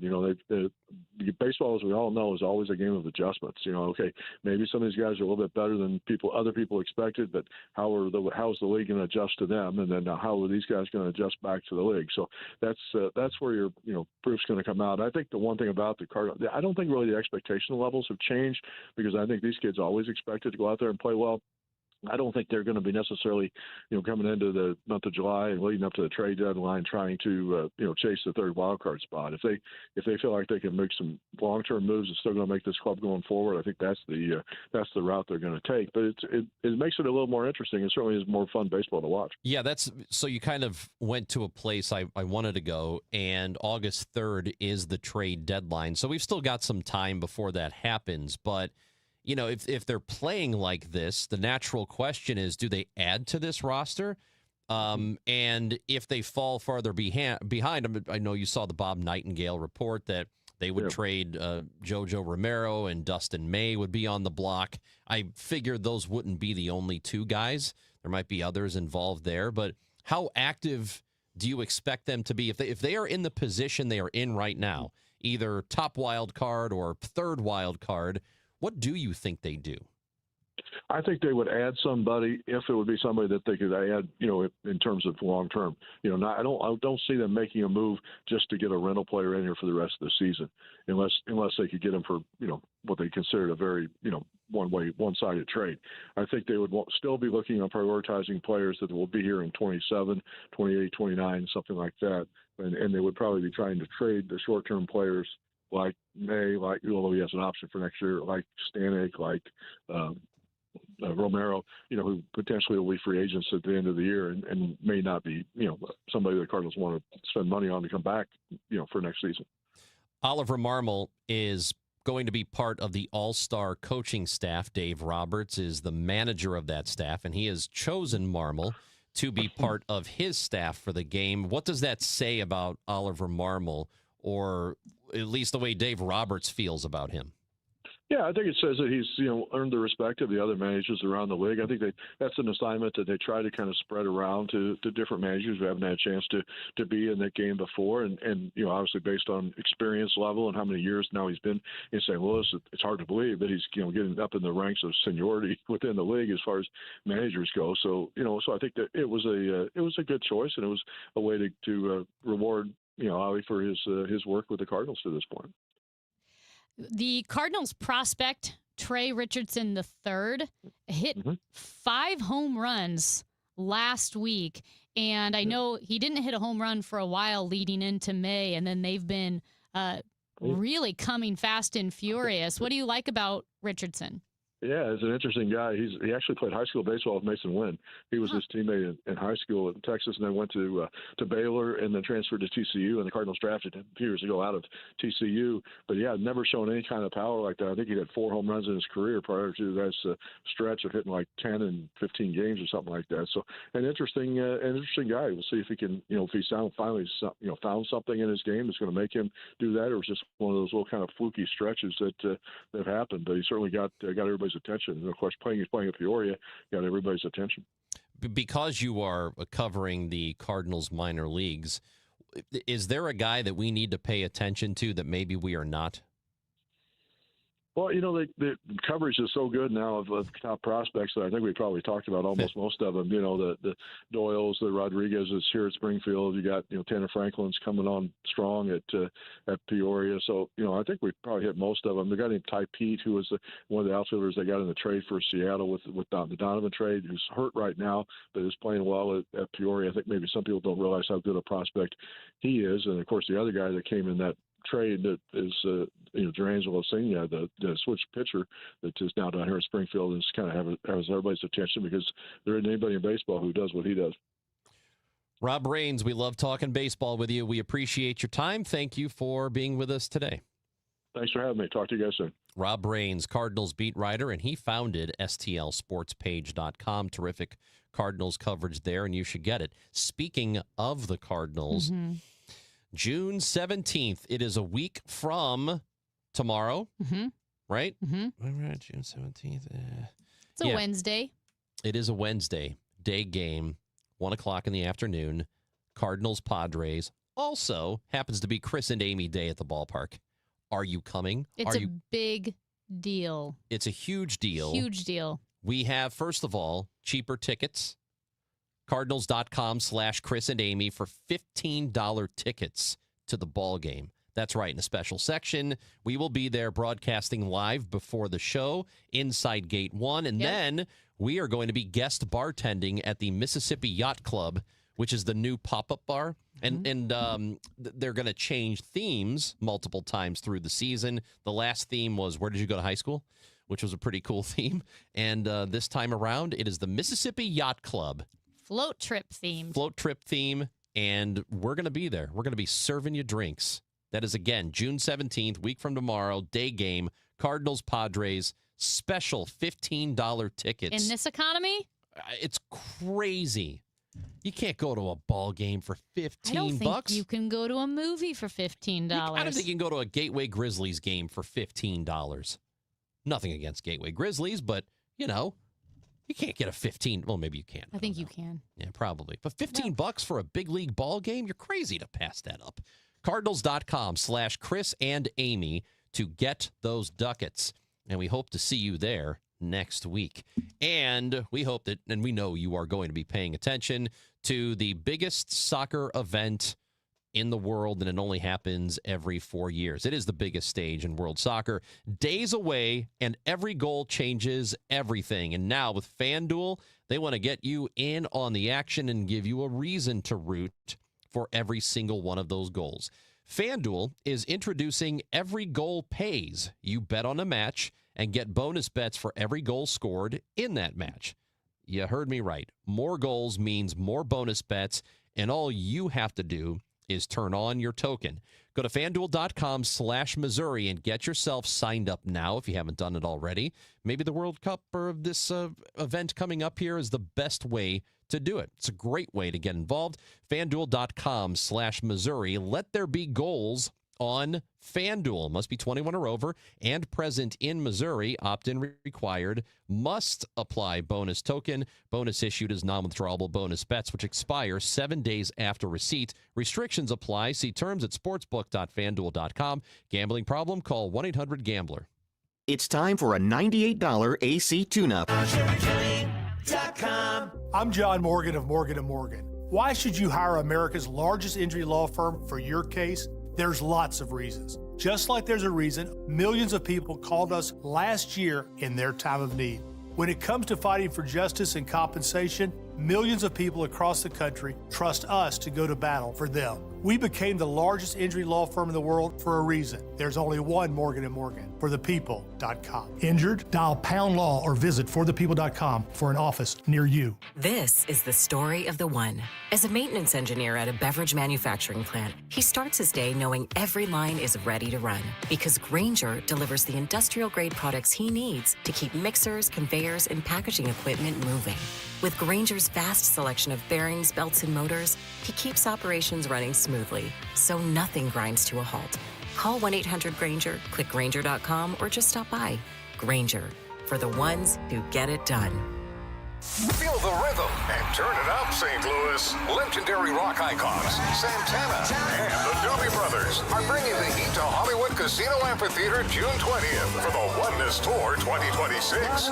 From Black Magic Woman to Listen to the Music, this is the concert event fans don't want to miss. It'll be a summer night soon not forgotten. Santana, the Doobie Brothers. Tickets available at Ticketmaster.com. For more info, go to KMOX.com/events.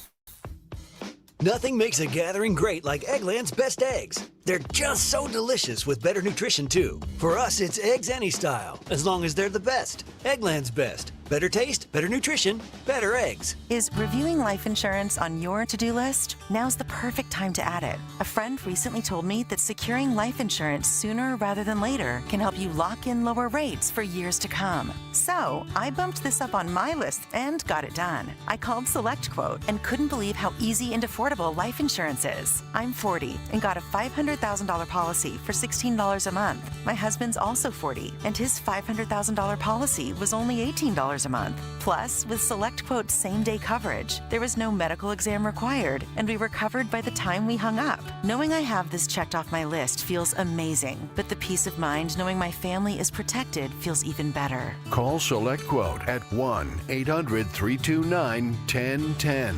That's 1-800-329-1010. Or go to SelectQuote.com to get your free quote today. That's 1-800-329-1010.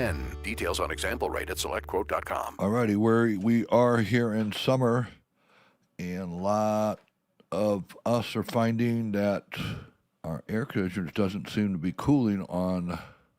It'll cool in the morning, but by afternoon it never shuts off, and then while you're sleeping, it'll start cooling the house down. You're wasting a lot of money on energy, on your electric. You know, we know how high our electric bills are getting. If that's happening to you, call me. Come out there and take a look at it and get it fixed for you pronto. One easy number, Missouri and Illinois. 314-293-2600. Again, easy number for Missouri and Illinois. 314-293-2600. Or on the internet, BartInman.com. That is Bart with a B, Inman with an I.com. God bless. Chris Ronchi, Amy Marks Kors, The Chris and Amy Show on 104.1 FM, KMOX. We've been talking about the World Cup starting Thursday. The United States is going to play their first game against Paraguay on Friday night, which will be a lot of fun. That's an 8 o'clock game, and I know if you're out and about, you're going to have a great time watching soccer. And here's what's happening. Around the country, there are several locations. As you know, Kansas City is one of the host locations for the World Cup. And we'll get into that in a second here.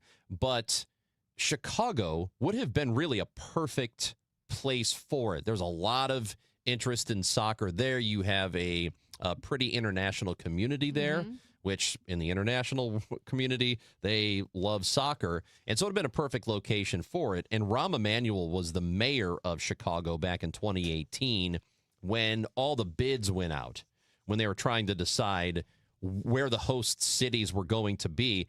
And it's amazing, this story in The Athletic about, and he did an interview with them and talking about the process and how he basically said, after listening to their proposals and looking at the contracts, he just said, hell no, because it is and we're talking about FIFA, which is the soccer governing body. And FIFA, as you may or may not know, has been well known to be corrupt and might be the most corrupt organization. Definitely in sports. I would put it IOC's up there. I know, even above IOC, but IOC is bad. Yeah, it's bad. FIFA's bad. So just think about what they ask of them. First of all, FIFA gets almost all of the profits. So these host cities are like, okay, thank you. And you know what FIFA tells them, according to Rahm Emanuel? They say, well, it's good marketing for your city. Yeah. It's kind of like an influencer who will hit up a restaurant or some kind of business with a DM and say, hey, give me some of your stuff for free. It's going to be great marketing for you, and it may or may not be. And his response was, this is Chicago. We don't need your marketing. And to be clear, when you say profits, we're talking FIFA gets all the revenue from ticketing, broadcasting, sponsorship, concessions, parking. For example, one of the sites is in Dallas, AT&T Stadium, where the Cowboys play. They have to cover up the top of the stadium that says AT&T Stadium. They have to cover up AT&T. But that can't even be shown on camera. But what's awesome is that while all of that profit goes to FIFA, the city gets the honor of carrying the financial burden for public transportation, That's right. safety, security, medical services, fire protection, and VIP escorts from anyone from FIFA. So here's what Rahm, who had his interview with The Athletic, this was part of what he had to say. We're on the front end of the bad side and on the back end of the good side. I said, I don't know what any other mayor or governor is doing, but you expect me to treat the Chicago taxpayers as the dumb money at the table? You're got to be kidding me. Then they said in the contract that they had the right to request a dome being built over Soldier Field. And I said, well, I'm not going to. I said, you got to take that out. They go, well, we never exercise it, but it's something we ask everybody. I said, I don't care if you've never exercised it. There will always be a first. Take it out. And we can work through the other issues. And they said, we can't take it out, but we never have exercised it. I said, not a chance am I going to have you tell me a $50 to $100 million expense, and you're the one directing me to come up with that money, and that which means the taxpayers. That was kind of like the straw that broke the camel's back. I said, you can't have something in there that leaves the city and the taxpayers exposed, and you get to decide it, and I have no vote in it. Man, sounds like FIFA's the St. Louis Police Board of Commissioners. I'm going to tell you how to spend your money. Good on Rahm Emanuel. Yeah, it's in the contract That's that they wild. they can tell you. They could have said it. Where the Chiefs play, they could have been like, you got to put a roof over this. You got to put a roof over the building. It's in the contract. Oh, we never enforce it. Okay, we'll take it out. Nah, we're not going to do that. It's just such a bad deal. And a lot of the research shows that when FIFA comes through, much like the Olympics, it's very cool to have it in your city, but financially, it doesn't ever really end up being a good deal. I agree with you. Read the They story. come in and get all the profits? That's crazy. And what they ask the cities to provide. Everything, even free transportation for ticket holders. So this is why New Jersey and New York, that town there, where one of the sites is charging like $150 to get to and from the stadium. And that's supposed to be free, but they're like, we can't afford all this. What are you talking about? Wow. Madness. Anyway, looking forward to it. It sucks because the World Cup is such a great event, but the governing body that runs it is so dumb. We're going to talk to Andrew Egger, White House correspondent for The Bulwark, when we come back on KMOX. Broadcasting from the Scott Credit Union Studio, 104.1 FM, KMOX. Wesley Financial Group is not a law firm. Ask yourself this question. Is it really worth holding on to that timeshare that you know you need to get rid of? Here's the truth. The average maintenance fee just went up over 17%. That could have been 117%, and there's nothing you can do about it. When you buy a timeshare, you give them a blank check for annual maintenance and assessment fees. I'm Chuck McDowell, founder of Wesley Financial Group. For 15 years, I've helped over 50,000 families cancel their timeshare. Not sell it, not transfer it, cancel it. Did you buy a timeshare because they told you it was a great investment and your maintenance fees would never go up? That's a lie. Are you ready to get rid of your timeshare once and for all? Simply call us and I'll send you our timeshare exit kit that explains all your options for cancellation. Call Wesley now for your timeshare exit kit. 800-979-3535. That's 800-979-3535. 800-979-3535. Let me tell you something about insurance. When you sign your insurance policy, for some brokers, that's the finish line. Handshake, commission, done. Then you may not hear from them again until it's time for renewal. But your business runs all year, so do the gaps and the risk. So go to Supersure.com. If your company has more than 25 employees, whether you're the owner, CFO, or HR manager, it can be too complex to just go buy a policy online. Supersure is the super agency built for you, licensed in every state for your business insurance and employee benefits, all with year-round support for you and your team. At Supersure.com, you can access tools like fine print facts. It'll translate your current policy into plain English so you see what's covered and what's not. Plus a business value calculator so you can estimate what your business is worth so you know what actually needs protecting.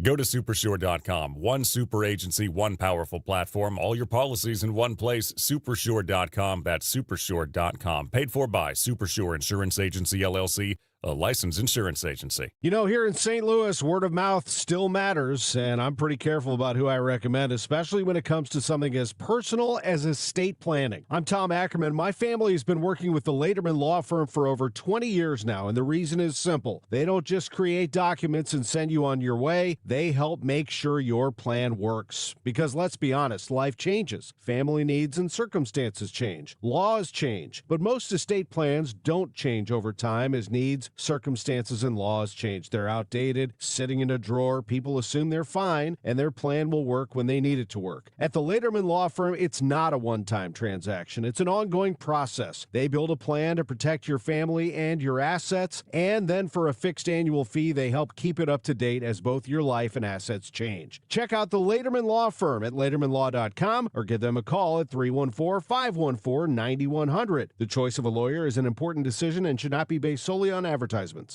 The trusted voice of St. Louis. KMOX AM St. Louis. KMOX FM Hazelwood. Always live on the free Odyssey app.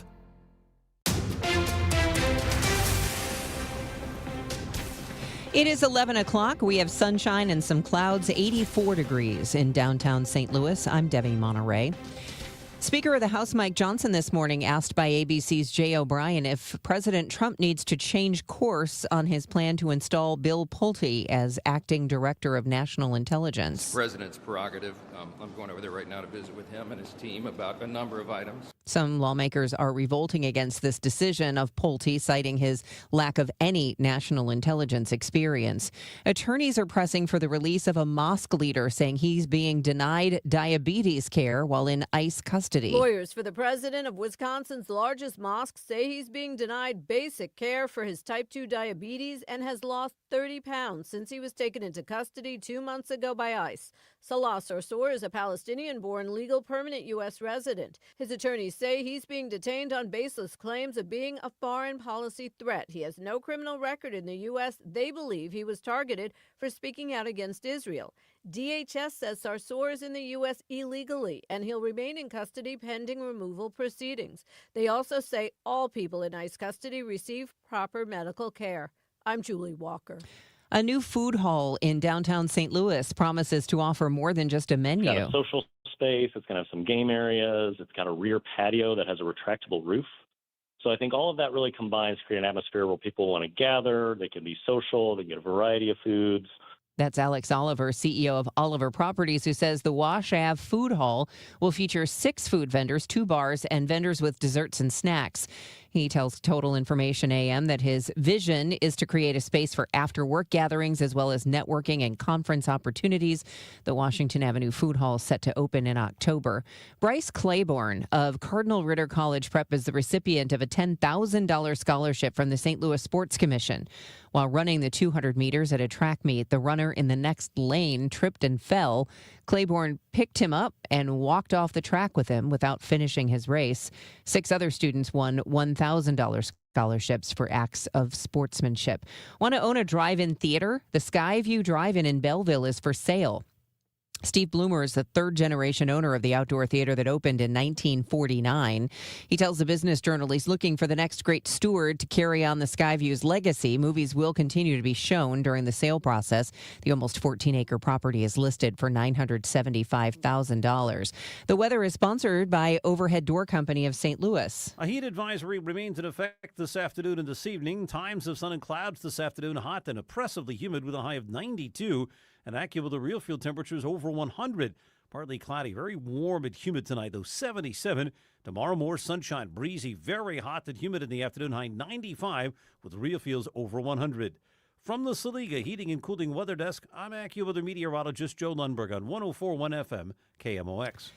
Currently, it is 84 degrees with more clouds than sun. Call Overhead Door Company of St. Louis for their 26-point tune-up. It's one price for up to 3 garage doors and openers. Always look for the genuine, the original red ribbon of Overhead Door Company of St. Louis. You can schedule online at overheaddoorstlewis.com. I'm Debbie Monterey, KMOX News. The Chris and Amy Show on 104.1 FM KMOX and the free Odyssey app.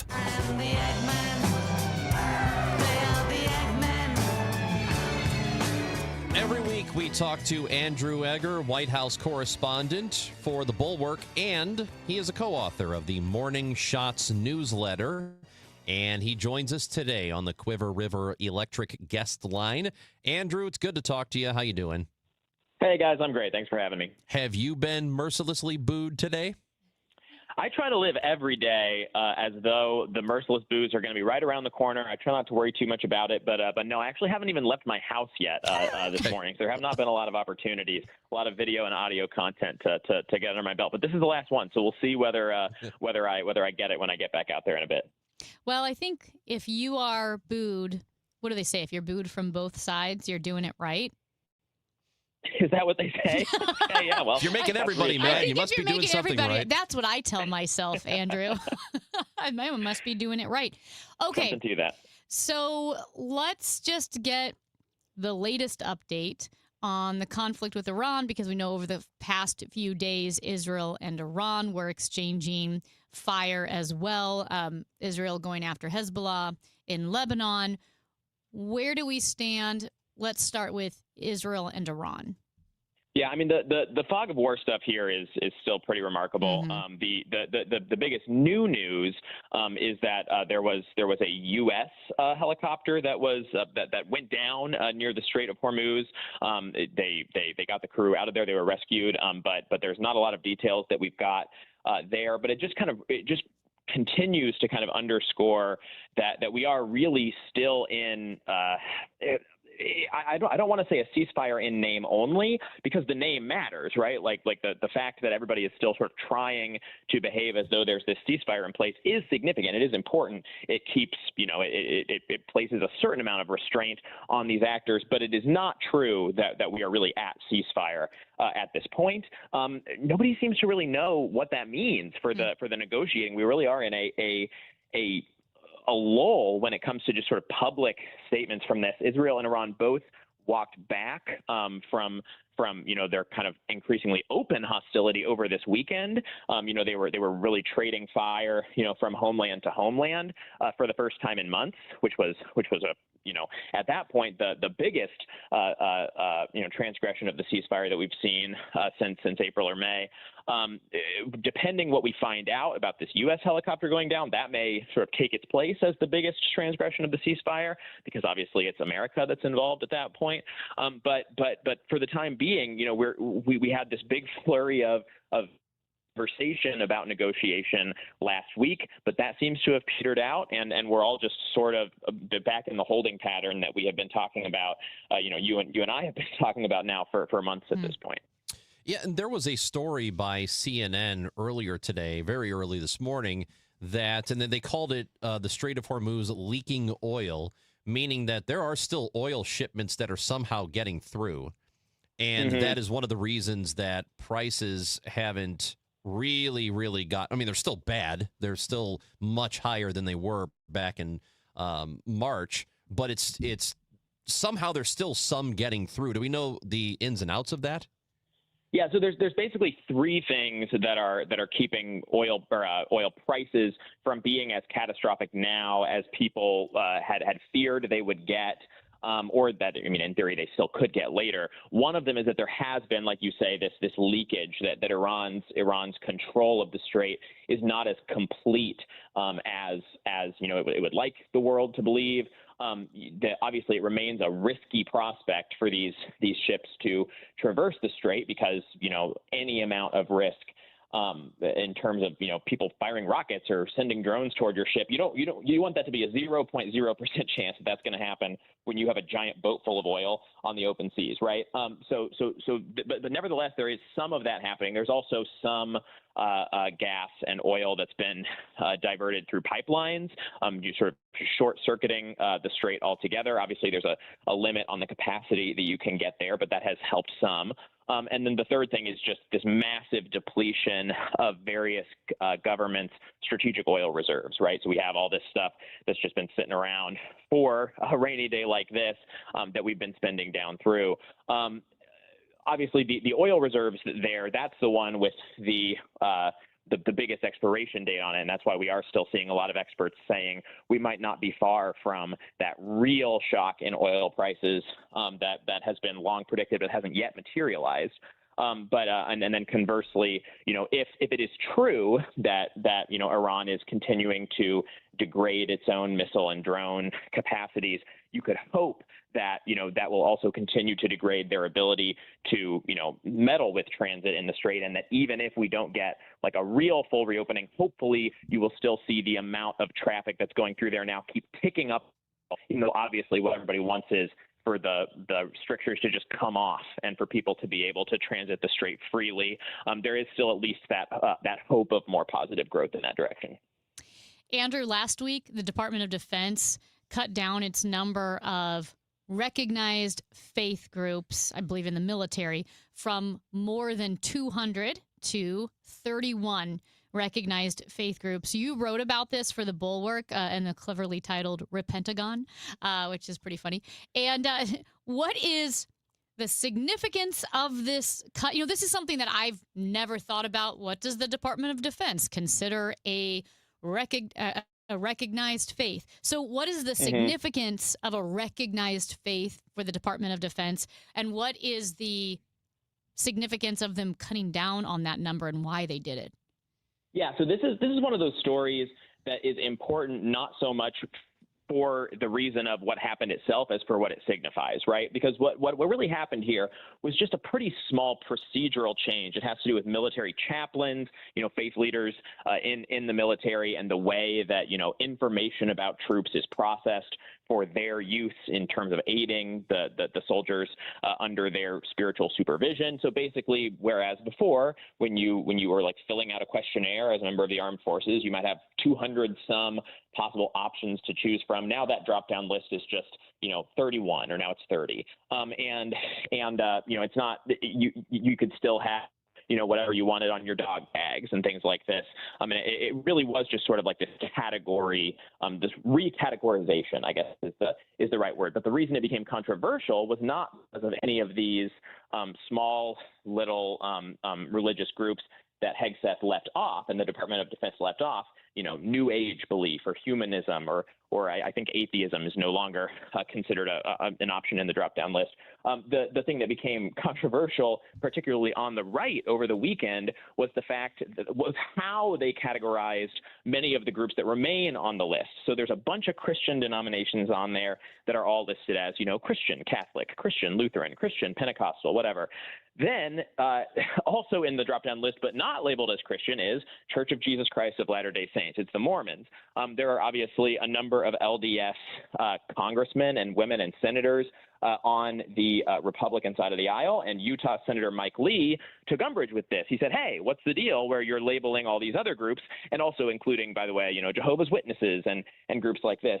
Why are you labeling all these guys Christian, but you're not labeling us as Christian? Isn't that sort of an interesting stance for the Pentagon to be taking? It turned into this whole sort of like intra-right-wing, intra-religious right brouhaha online over the weekend because, it just kind of opens up this long-standing conversation on the religious right about who is and who isn't technically considered a Christian, whether Mormons qualify or whatever. And by today, Lee had spoken to President Trump about it, and he had gotten the Defense Department basically to walk back certain parts of that change, where now basically just the word Christian has sort of been removed from these categories whatsoever. It short circuits the whole dispute. You can be Catholic, you can be Lutheran, you can be Pentecostal, you can be Mormon, but it's the Department of Defense is not actually making specific stances on who does and doesn't qualify as a Christian in that list since today. Andrew Egger from the Bulwark with us on KMOX. Also, this week was the voting for the mayor of Los Angeles, which has gotten so much national attention, and it has become highly, political, and in the sense that there are so many people that are already crying about this election being stolen because Spencer Pratt did not come in the top two, which means he cannot become mayor. So what does this mean for the discourse of what's going to happen leading into the midterms? Because it seems to me that this is what it's going to be, that if Republicans don't win in given races, it's going to be more election fraud claiming. Is that what it's going to happen? Well, that's certainly all of the signaling that we are getting from the president, from his allies, and from a lot of the conservative media right now.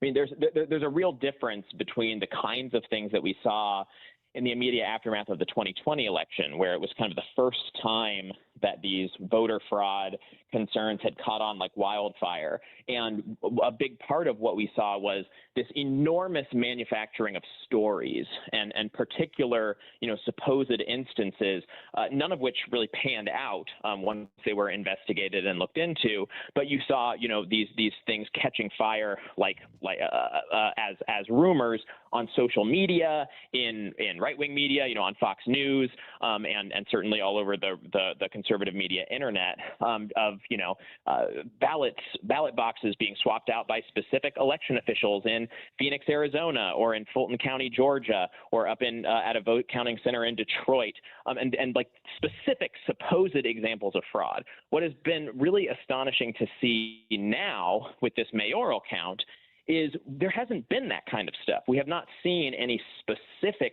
stories of voter fraud that would be supposedly the predicate to make these claims, right? Instead, we have just seen this sort of freestanding, free-floating allegation that because California takes a long time to count its votes, and because the other, because Nithya Raman, who has now come in second place because she passed Spencer Pratt relatively late in the counting process, that these are facts that are sufficient on their own to demonstrate that there's this widespread fraud. And it basically boils down to, if the president thinks his candidate should have done well and then the candidate didn't do as well as he and his people thought that they should have, then it's fraud. And when you pair that with the fact that the president actually thinks he does great everywhere all the time, he has said this year that if the votes were counted correctly, he would have won California in the most recent presidential election.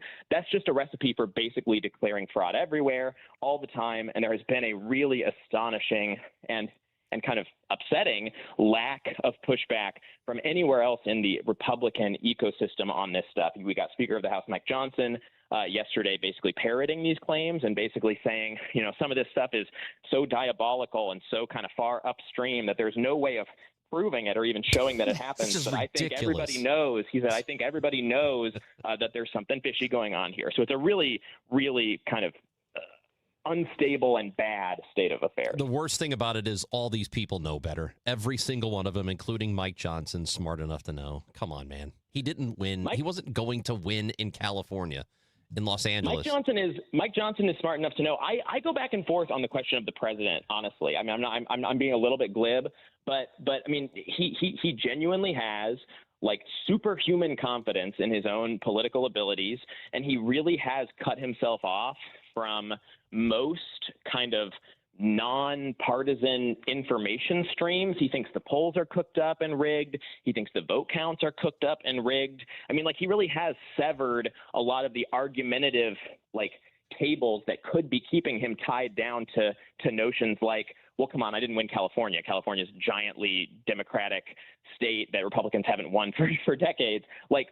Any sort of internal counter argument, any internal voice in his own head that might be saying that sort of thing to him. You have kind of seen him in real time over the last couple of years, particularly as he has surrounded himself with so many sort of yes men in his entire life. He's been kind of jettisoning even those internal voices. So I don't know. I don't know whether the president thinks he is being voted for in California in massive numbers. I wish I wish that were a more knowable question than it is. Let's put it that way. Andrew Egger, we love talking to you every week, and we appreciate your time. Andrew Egger from The Bulwark joining us here. Uh-oh. Oh, no. Man, you got through almost got through the entire hit. Oh, my gosh. Without any booing. The studio audience is not happy. Man. Thanks, guys. Now I know it went well. Yeah. That's right. See, that's right. Yeah, because you're making some people happy, some people upset. There you go. Andrew Egger, White House correspondent for The Bulwark and co-author of the Morning Shots newsletter, with us every week. He joins us on the Quiver River Electric guest line today. Hey, you better get your tickets for Chris and Amy Day at the ballpark. Cardinals.com/Chris and Amy. June 17th. $15 tickets, baby. Right now, inflation is squeezing budgets, and global events can shake up the markets overnight. If you're close to retirement, you don't get unlimited do-overs, so this is not the time to just hope it works out. That's why Steve Auld and the team at the All Financial Group are hosting an upcoming educational seminar called Retirement Simplified, June 16th at the All Financial Group office. You'll learn how rising costs could drain your spending power, how political and economic headlines may impact your returns, and whether your retirement strategy is truly stress-tested for today's economy. This event is complimentary, and you must reserve your seat today. 636-230-8824. You can also get more details online at yourmoneymattersstl.com. Investment advisory products and services made available through Impact Partnership Wealth, LLC, IPW, or Registered Investment Advisor. Neither the firm nor its agents or representatives may give tax or legal advice. Individuals should consult with a qualified professional for guidance before making any purchasing decisions. The All Financial Group is not affiliated with nor endorsed by the U.S. government or any other government agency. I've been burned before. I was just repeating the same patterns. It turns out I had a type. Workplaces everywhere are looking for love. And by love, we mean the easy way to order food at work. ezCater. I thought ordering from great restaurants at work had to be complicated, but then I met ezCater. So many options, so flexible, and when I ordered for 50 gluten-free vegans without going over budget, I knew I'd found the platform I wanted to do life and lunch with. Fall in love with ezCater. Start an order at ezCater.com. This is the story of the one. As a maintenance engineer at a beverage manufacturing plant, he starts his day knowing every line is ready to run because Grainger delivers the industrial-grade products he needs to keep mixers, conveyors, and packaging equipment moving. With Grainger's vast selection of bearings, belts, and motors, he keeps operations running smoothly, so nothing grinds to a halt.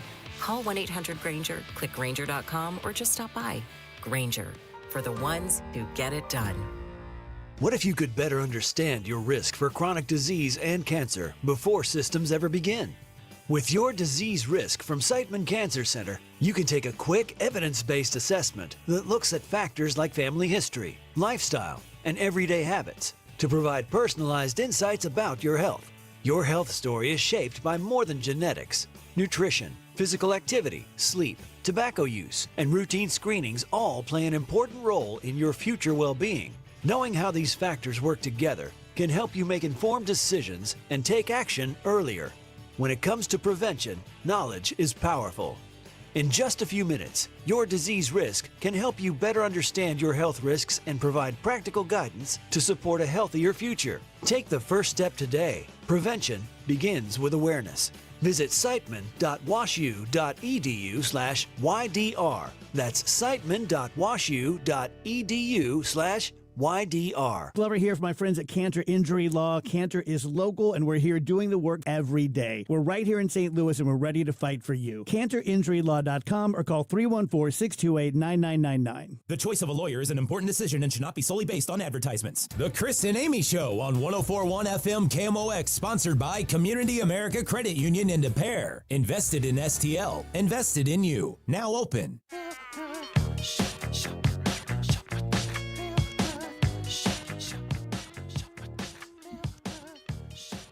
I didn't save this Instagram video, and I wish I had, but it was one of the reels that popped up on Instagram.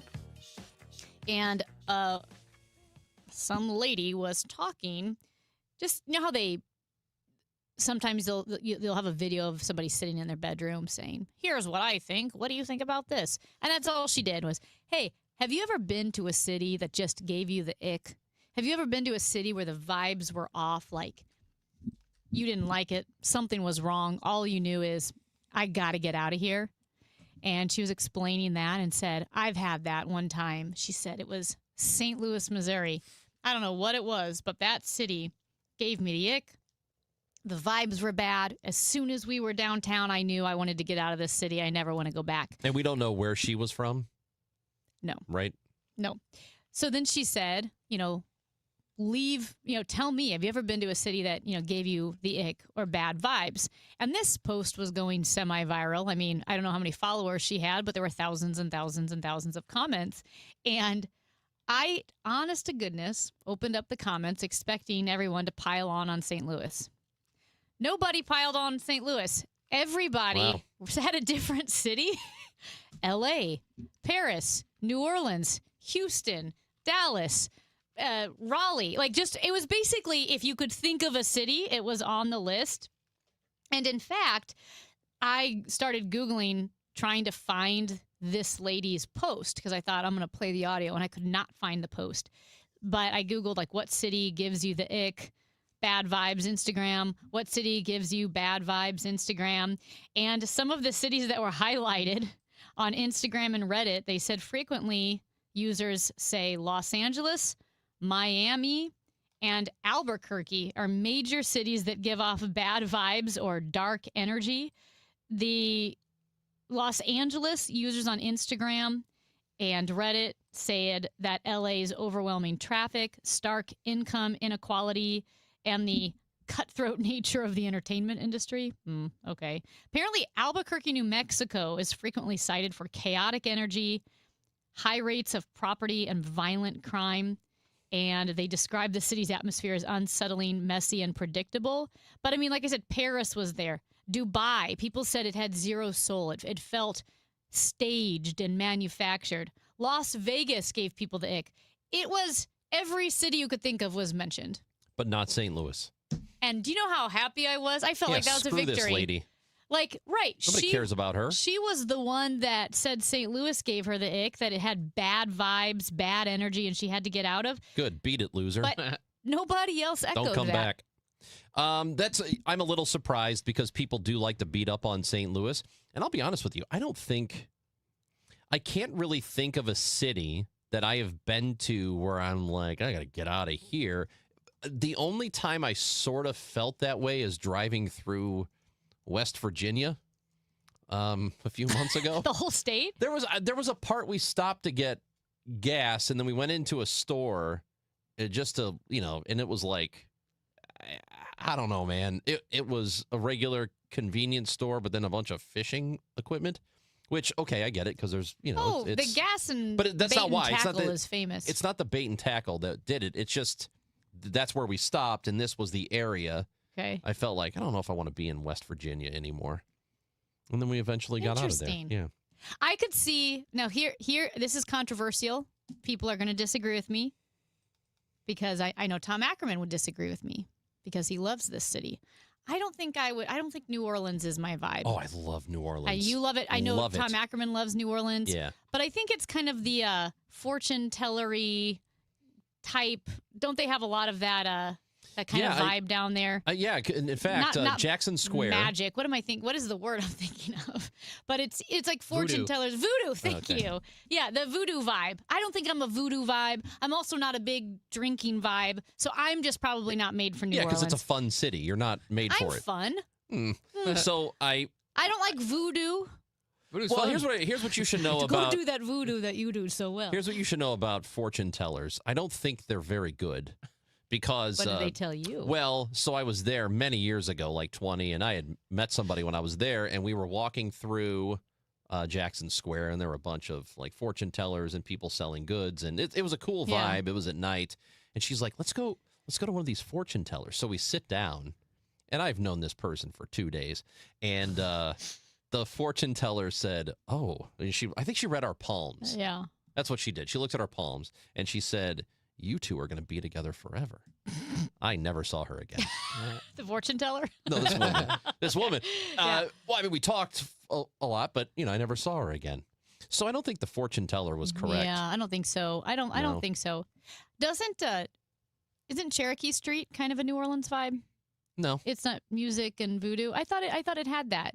I thought Cherokee Street It's had more some like of that. restaurants and some bars Yeah, but and stuff. restaurants and bars is New Orleans. I thought it was more Mexican. Yeah, there's Is a it lot Mexican? of there are a lot of Mexican restaurants. Soulard has some voodoo. Because it's like New Orleans. That's why That's why they have the big Mardi Gras. Yeah. There's like a sister city. Yeah, I guess there's not a whole lot of voodoo there, but there's there's a bit of do so well. There is a Mardi Gras light vibe Yeah. there. I don't know. So New Orleans for me kind of has like the dark vibe. Maybe, like I said, it's not really my style. I would go there. I love it. I love the French Quarter. I think the historic nature of the city and the fact that there is a bar there called Lafitte's, which I love. And it is at the very end of Bourbon Street. Yeah. And I don't know. There is electricity there, but it's mostly candlelit. Oh. And it's a very cool place, supposedly haunted by a pirate.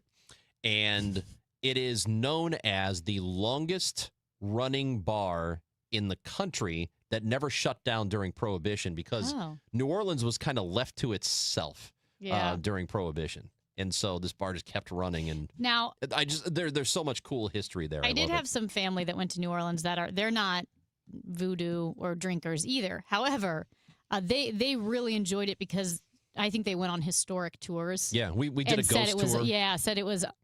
There's so much history, and aren't all of the graveyards above ground? Yeah, because of the flooding. Because of the flooding, Mhm. so you can do old historic tours of homes and graveyards. We went by on all the places in the French Quarter are very expensive. It's really not cheap to live there or own a place there. Brad and Angelina, we walked by where they lived, and where this is where? This is in the French Quarter in New Orleans. See, I guess I thought that was just touristy. I didn't know people lived in the French Quarter. And they took us to a house that was at one point owned by Nicolas Cage. And it's very haunted. There is an American Horror Story season which was about this. It was the Madame LaLaurie, who did really. This is a true thing that happened, and I had known about it before the American Horror Story season. But she had done really horrible things to it was slaves and servants that she had. Yeah. Oh, that's awful. She was a socialite, and she was very wealthy, and she would have these big parties, and people would come to the parties, and extravagant parties, and the wealthiest and the who's who of New Orleans, and then she would go upstairs and torture a servant. Okay, that's horrible. She would change outfits, come back downstairs, and rejoin the party. Just the craziest thing you've ever heard. And this place that she lived in is a huge mansion, and they could not sell it because it had this bad reputation of being terribly haunted. And Nicolas Cage bought it. So he owned it for a little bit. That's a little bit dark for me. That story's pretty dark. Yeah, you That's would not a bad like it. story. I don't like that vibe at all. No, it's just it's an unbelievable story. That's Amy Marks Kors. I'm Chris Ranji. We've got a quiz. Well, Amy is going to administer the quiz to us, and it's about food safety. So this is a good public service segment that we are going to bring to you next. And don't forget to get your tickets for Chris and Amy Day at the ballpark June 17th. That is next week. Day game against the Padres. $15 tickets. Cardinals.com/Chris and Amy. All Access with Ollie Marmol on the Gas House Gang. I show up every day looking forward to what's next for this group. This group fits my personality to a T. I love what we're doing. I love how we're going about it. I love the honest conversations. I love the grit. And there's been certain times where I've caught myself where bases are loaded, our back's up against the wall, and I can't help but smile. I show up every day looking forward to what's next for this group. Ollie Marmol, Tuesdays at noon on KMOX. Now, KMOX weather from the Saliga Heating and Cooling Weather Desk.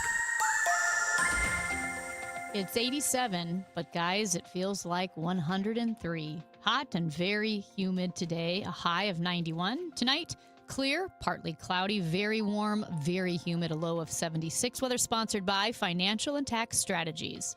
If your retirement plan is mostly what if and a little fingers crossed, you deserve better answers than that.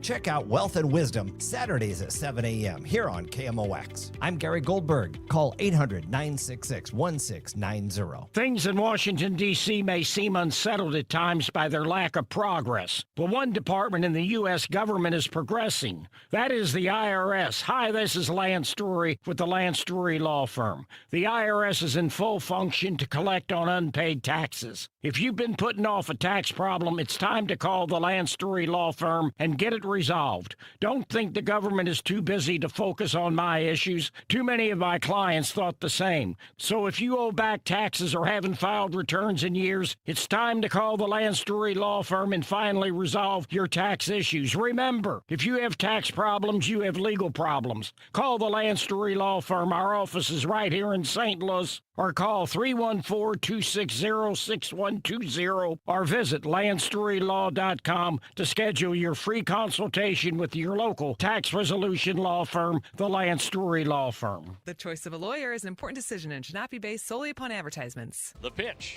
Mason Wynn hits it hard. Deep left field. That ball's out of here.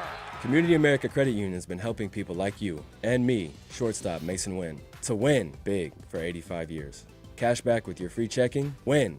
No service fees or minimum balance. Win. Bank anywhere, anytime with their app. Win. So yeah, with Community America, you can win. And so can I. Mason Wynn. Community America Credit Union. Invested in St. Louis, invested in you. Hey guys, Glover here with my very, very good friend, Dr. Kathy Maupin at BioBalanceHealth.com. If you have reached that certain age and you're just not feeling very well and nothing's working the way it used to work, go see Dr. Kathy. She is not only a medical doctor, she is a patient of this bioidentical hormone replacement therapy. It absolutely works. It's a long-term solution. She is an artist when it comes to helping you with your hormones. BioBalanceHealth.com for Dr. Kathy Maupin. Men, if you're suffering from erectile dysfunction or PE, you're not alone. Most importantly, you don't have to live with it.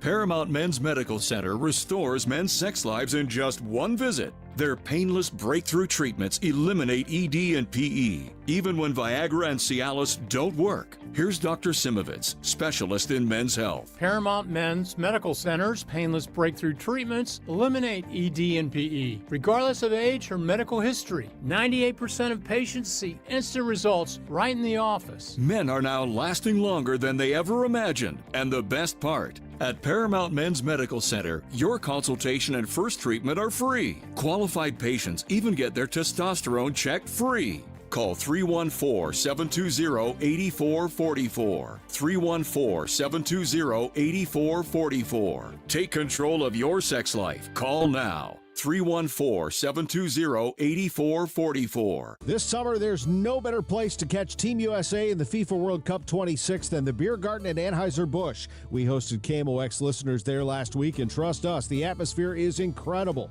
Huge screens, great seats everywhere, ice-cold beer, $15 Michelob Ultra pitchers, $20 Ultra buckets, $5 Ultra drafts, and collectible FIFA cups while supplies last. Bring your crew, cheer on Team USA at the Beer Garden. Visit BudweiserTours.com for details.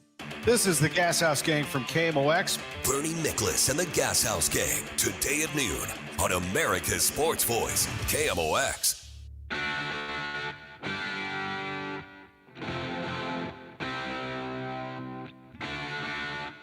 It's estimated that the average American spent over $760 on food that went uneaten in 2024, that just went to waste.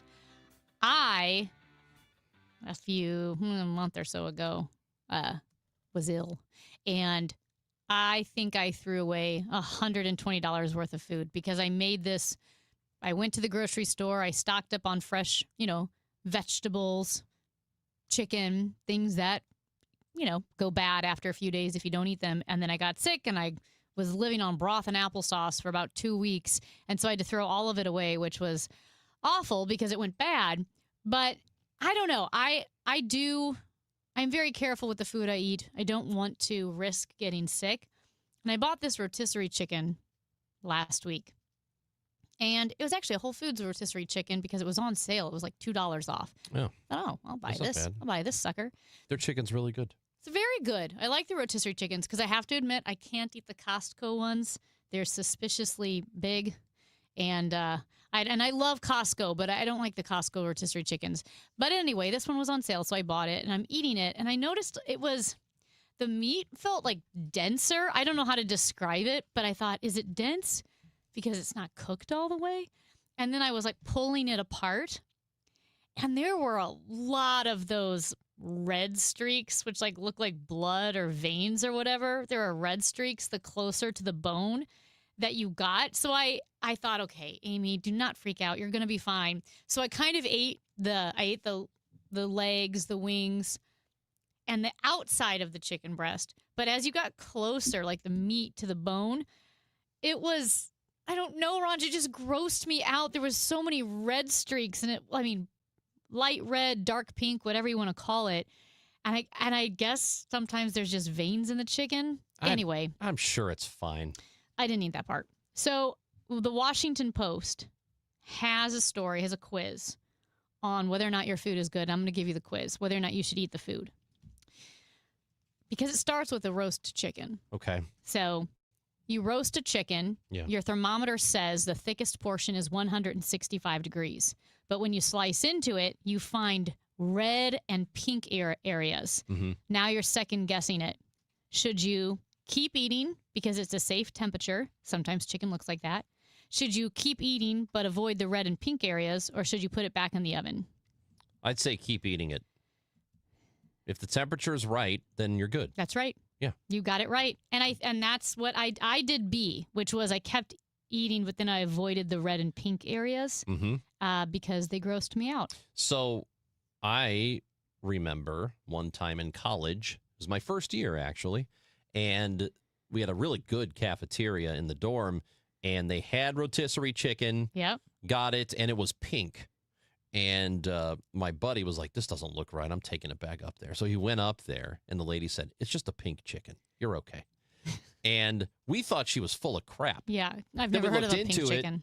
We looked into it, and she was right. Yeah. All right, what about this one? You have a plastic bag of green beans that you forgot about. You open them up to make them for dinner. The beans feel kind of slimy, but they don't smell bad. Eat them, rinse them off, or throw them out. I say eat them. I think if they smell bad, you throw them out, but eat them if they're just slimy. The Washington Post says, nope, they're spoiled. Throw them out. If they're slimy? If they're slimy, even if they don't smell bad. Good. Because sliminess signals microbial growth. All right. Well, that's what they say about like fish or chicken, raw, or beef. That if you're going to do it and there's like a slimy film on it, that means get not rid of good. it. Yep. All right, you open a jar of jam and you see little dots of mold. Should you scoop off the mold and a little below it? Should you scoop out the mold and only use it in something cook, or should you throw it out? I think toss it out. That's right. You should throw it out because the mold, it says, could be up to all sorts of shenanigans deeper in the That's jam. Right. It's same thing with bread or cheese, because people think you could just cut off the bad part of the cheese, and I'm pretty sure you're not supposed to do that. Like, that's not good. People do that all the time. Yeah, just cut the moldy part off. Yeah, because they're like, cheese is mold. I don't know. I used to watch Bizarre Foods with Andrew Zimmern, Mm-hmm. and that guy would eat anything. And he did go to a dairy counter in this market, and he had to ask for this specialty cheese, which they don't keep out. Yeah. They keep it in like this drawer under the refrigerator. Oh. And they pulled it out, and they opened it up, and it was just black, moldy. Oh, my gosh. And he ate it. But it's like a thing that people eat, and it's a delicacy or something, but they don't have it on display. But it's normal. And I don't know. Cheese is different. So maybe you can do it. I don't know. On Tuesday, you make a quick dinner of rice, fish, and broccoli, and you promptly refrigerate the rice in a shallow dish. On Thursday, is it safe to eat that rice? How many days was it? Tuesday to Thursday. See, I eat rice, but they say you're not supposed to store it and reheat it. Yeah. And so this is that it's not a myth because it is true about rice, but rice is like other prepared foods in the sense that as long as you refrigerate it right away, it's good for a few days. But the problem is, especially with takeout, rice sits out for a long time. And it's in those containers that aren't airtight. Yep. And then for some reason, rice is particularly prone to bacteria and spores. So if it does get warm, you don't want to save the rice. But if you put the rice right in the fridge, you're good. Big Bacon is watching on YouTube and says, don't tell me what to do with my cheese. No, I won't. You can do whatever you want. If you want to eat moldy cheese, you go right ahead. I will not stop you. All right. You dig into your drawer for those carrots you got a long time ago. They're bendy and wrinkly. Do you need to do anything special to make them safe to eat? Bendy and wrinkly? Yeah. Bendy, wrinkly carrots. Are they slimy? If they're just bendy and wrinkly, I'd say they're okay. That's right. Okay. Yeah. It says produce sheds water over time, so fresh vegetables wrinkle, shrink, and lose their crunch. Oh, very good. Yeah. I can deal with that. This is very specific. Okay. As you wrap up a trip to the Netherlands, okay, all right, you stash some aged Gouda in your luggage. After some flight delays, your cheese ends up spending 24 hours out of refrigeration. Is it still good to eat? I'd say, yeah, it's fine. It's cheese. Unbelievable that you said yes. I would say no, never in a million years. But guess what? Aged Gouda is pretty darn safe. Okay. So you can take your Gouda home from the Netherlands. If Andrew Zimmern can eat that moldy black cheese, then I think you're all right with 24-hour Gouda. At the back of your fridge, you find a jar of bread and butter pickles months past its best buy date. And the jar has been opened. But you have no idea how long the jar's been opened. Maybe months. Are the pickles still good to eat? So, I don't know if I would, but I would say probably yes, because it's in vinegar. Are you cheating? No. The answer is probably. Yeah, probably, but just because. Yeah. You know, it's vinegar in it, and like it's supposed to be on the shelf forever. And there's no fat really to go rancid. Right. So the odds are the pickles will be fine. Of course, check for mold, bubbling, and smells. I mean, what's the one thing they tell you to put on mold to kill it? It's vinegar, right? Vinegar's supposed to help kill mold. Is that what they say? I think so. In the morning, you pull out a frozen vegetarian casserole out of the freezer. You're going to defrost it in the fridge, but you forgot you left it on the counter. You stick a fork in it, and you still hit some icy slush in the middle. Is this vegetable casserole still good? No. Okay, I would say yes. Oh, okay. But the answer is no. Oh. It says, it said food safety guidelines caution against defrosting food on the counter. I think I've broken that rule a few times. I think people break a lot of these rules. Because a lot of times before you cook, even like a steak, especially if it's frozen, or you cook eggs, they want you to bring those things to room temperature. It's just the reality is you're most likely not going to get sick from some of this stuff, but our food safety is overly cautious.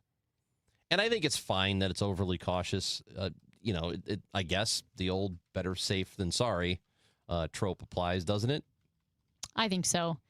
This is the last one. There was one about lunch meat, but that was easy. Super expired lunch meat. Yeah, don't eat it. No. Okay, have you ever opened an egg, cracked an egg, and there's a red spot in it? I think so, yeah. So how can you ensure the egg is safe to eat? Remove the spot with the tip of a utensil, cook it until it reaches 160 degrees, both, or don't eat the egg. I would say you probably have to, scramble it. Cook it so it's fully cooked. That's right. You cook it until it's 160 degrees because they said they're sad to say that is actually blood from the chicken. Ew. Because a stray capillary tears as the egg is forming. Does it say you have to remove it? No. Or just cook it? Just cook it. Okay. You did very well on this, by the way. You did better than I did. I think my intuition's pretty good when it comes to food. But then every now and then I'm not sure, and then I have to crowdsource it, and I have to ask people like you. I asked my mom. Yeah, I call my mom. Does she always know? Yeah. I don't call mine because she will, if it's 2 days before the expiration, she'll throw it out. Oh. Yeah, she doesn't like to push it. I'll eat eggs 3 weeks past the expiration. My buddy, my old roommate, his dad worked for Dean's, the dairy company. And he's like, all those expirations are stupid. Yeah, they're all made up. But they have to put them on just to be safe. Was that your stripper friend? No. Okay. No, different guy.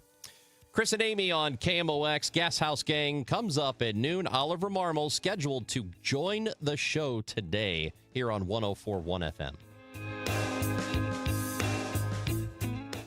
Broadcasting from the Scott Credit Union Studio, 104.1 FM, KMOX. Want to hear a shocking statistic? Medical malpractice is the third leading cause of death in America. Don't believe it? Google it. And that doesn't count serious injuries like birth injuries to perfectly healthy children. All doctors wear white jackets, but it doesn't make them all the same. Most medical errors are committed by the same quacks over and over again. I'm John Morgan of Morgan & Morgan. Many hospitals looking for more profits are forcing doctors and their groups to be employees of the hospital or be forced out of their system. It's a troubling trend in medicine. People make mistakes, but medical mistakes are huge and often forever. If you believe your child suffered a birth injury or a misdiagnosis or mistake led to a loved one's death or injury, let our team of medical malpractice lawyers examine your case for free. No recovery, no fee. Morgan & Morgan, forthepeople.com.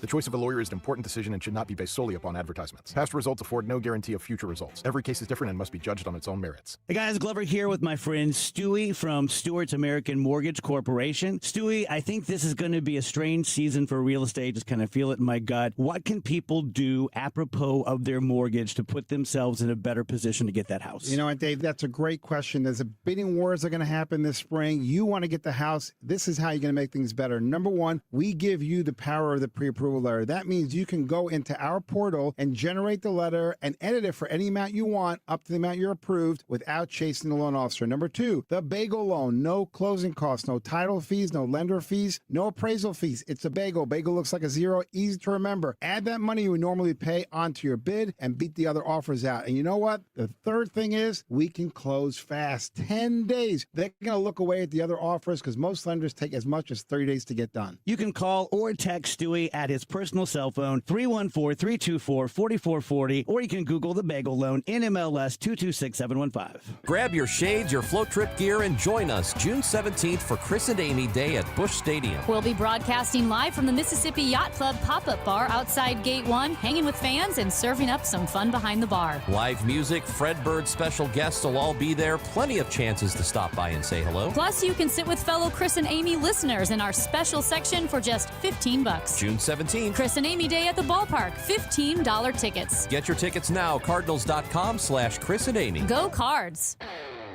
This is the story of the one who keeps multiple buildings running smoothly day after day. Plumbing that flows, HVAC that hums, cleaning supplies that keep surfaces sparkling.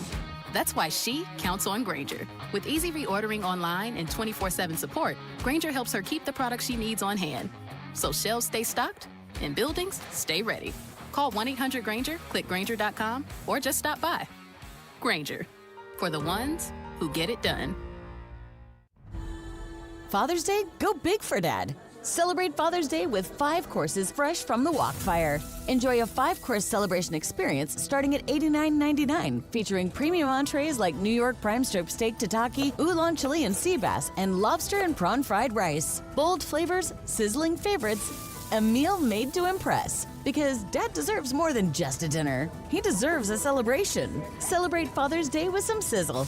Only at P.F. Chang's. Harmony STL presents Now Playing, featuring the ambassadors of Harmony, Visions of Harmony, the Recruits, and Fleet Street performing the hits that shaped generations. Saturday, June 13th, 2 p.m., Two Hill Performing Arts Center. Get your tickets at harmonystl.com. My name is Whitney Allen, and I'm a widow. My husband, Ryan, died. We never thought we'd ever have to use life insurance, but the unexpected happened. With Ethos, signing up was fast and 100% online. You can get a quote in seconds, apply in minutes, and get same-day coverage. No medical exams, and you can get up to $3 million worth of coverage. I'm grateful we were prepared. Get your free quote at ethos.com/radio. That's ethos.com/radio. Paid spokesperson. Time spent on application may vary. Online health questions required. The Chris and Amy Show is video streaming now on KMOX's YouTube, X, and Facebook pages. Click and subscribe. Oliver Marmol joins the Gas House Gang at 12 o'clock, normally at 12. We might have to push it a little bit. We're not sure yet because he will be en route to the ballpark because they're playing against the Mets today. 5:15 pregame for us on KMOX, 6:10 first pitch, so you can listen to Cardinals Mets today. Listen to your top wild card team, Cardinals. That's who's playing tonight. And we will talk to Ollie. It's just, some point between 12 and 1. We're going to have him on today. And we welcome your text messages at 314-436-7900. Absolutely. And thank you for your texts. We were talking about the food that I had to throw away when I was sick, and so we did the whole food safety quiz from the Washington Post. Ranj aced it. The 314 says, freeze the good food, Amy. I hate throwing away food, too. Look into Perennial City. They recycle your unused food. Yes, I will say this. I don't buy a ton of food. I mean, it's just me, right? And I go to the grocery store frequently, so I'm not throwing away fruits and vegetables and chicken. But I will say this. I was sick for a long time, and I was pretty sick for the first part of it. So I was not even thinking about food. I didn't even open the fridge. And you don't realize, sometimes you forget, like, when you're that sick, how long you've been sick. And so that food spoiled right away. So I was definitely not in a position to even, think about food. I was just, trying not to die. And in speaking of that, a 217 says, once you have had food poisoning, you'll be a lot more careful. I don't know what it feels like to be dying, but food poisoning is the closest I've ever felt. It's bad. Yeah, it's not good. Bad. Yeah. You're not thinking clearly at all. It's a lot of times a both-ender kind of situation, isn't it? Mine was not, but it normally is, yes. Mine was not, but I was like a hostage to the bathroom. It was so bad. Oh, come on, dude. What the hell? I didn't say anything worse than Fred said. Fred Bottenheimer. Fred Bottenheimer. I don't know if he appreciates that. I didn't say it. Kenny Wallace said it. Well, he knows about it though, right? Yeah. It's endearing. We've played that for years. Fred Bottenheimer, our health and religion editor. We had a number of people texting in about that L.A. mayor's race and how suspicious it is that there's these ballots that get dumped and then suddenly Pratt is losing. Like, okay, there's a phrase that's gone around in the last couple of years, and it's something like everything is a conspiracy when you don't know how anything works. Yeah. And that's just what happens. It happens with mail-in voting. It happens with that all the time. It's not that it's anything nefarious. It just, different ballots are coming from different locations, and certain people tend to vote via mail versus not on the day of. It's just different tendencies. There's nothing nefarious about it. It's such a true statement. Everything's a conspiracy when you don't know how anything works. Quick note on the change of religious status and so forth from the Department of Defense. Harambe texted in. Oh, yeah. He said it's a sad day. When he was in the Army, he was a Jedi for his religion. Well, I don't think... Now he's First Order. No! Now he's First Order. We appreciate you listening into the Chris and Amy show today, and we think that you should take advantage of the cheap tickets next week, a week from tomorrow, June 17th, Cardinals-Padres at Busch Stadium, 1 o'clock game. Just after 1, they'll get started, and it is Chris and Amy Day at the ballpark. Cardinals.com/Chris and Amy.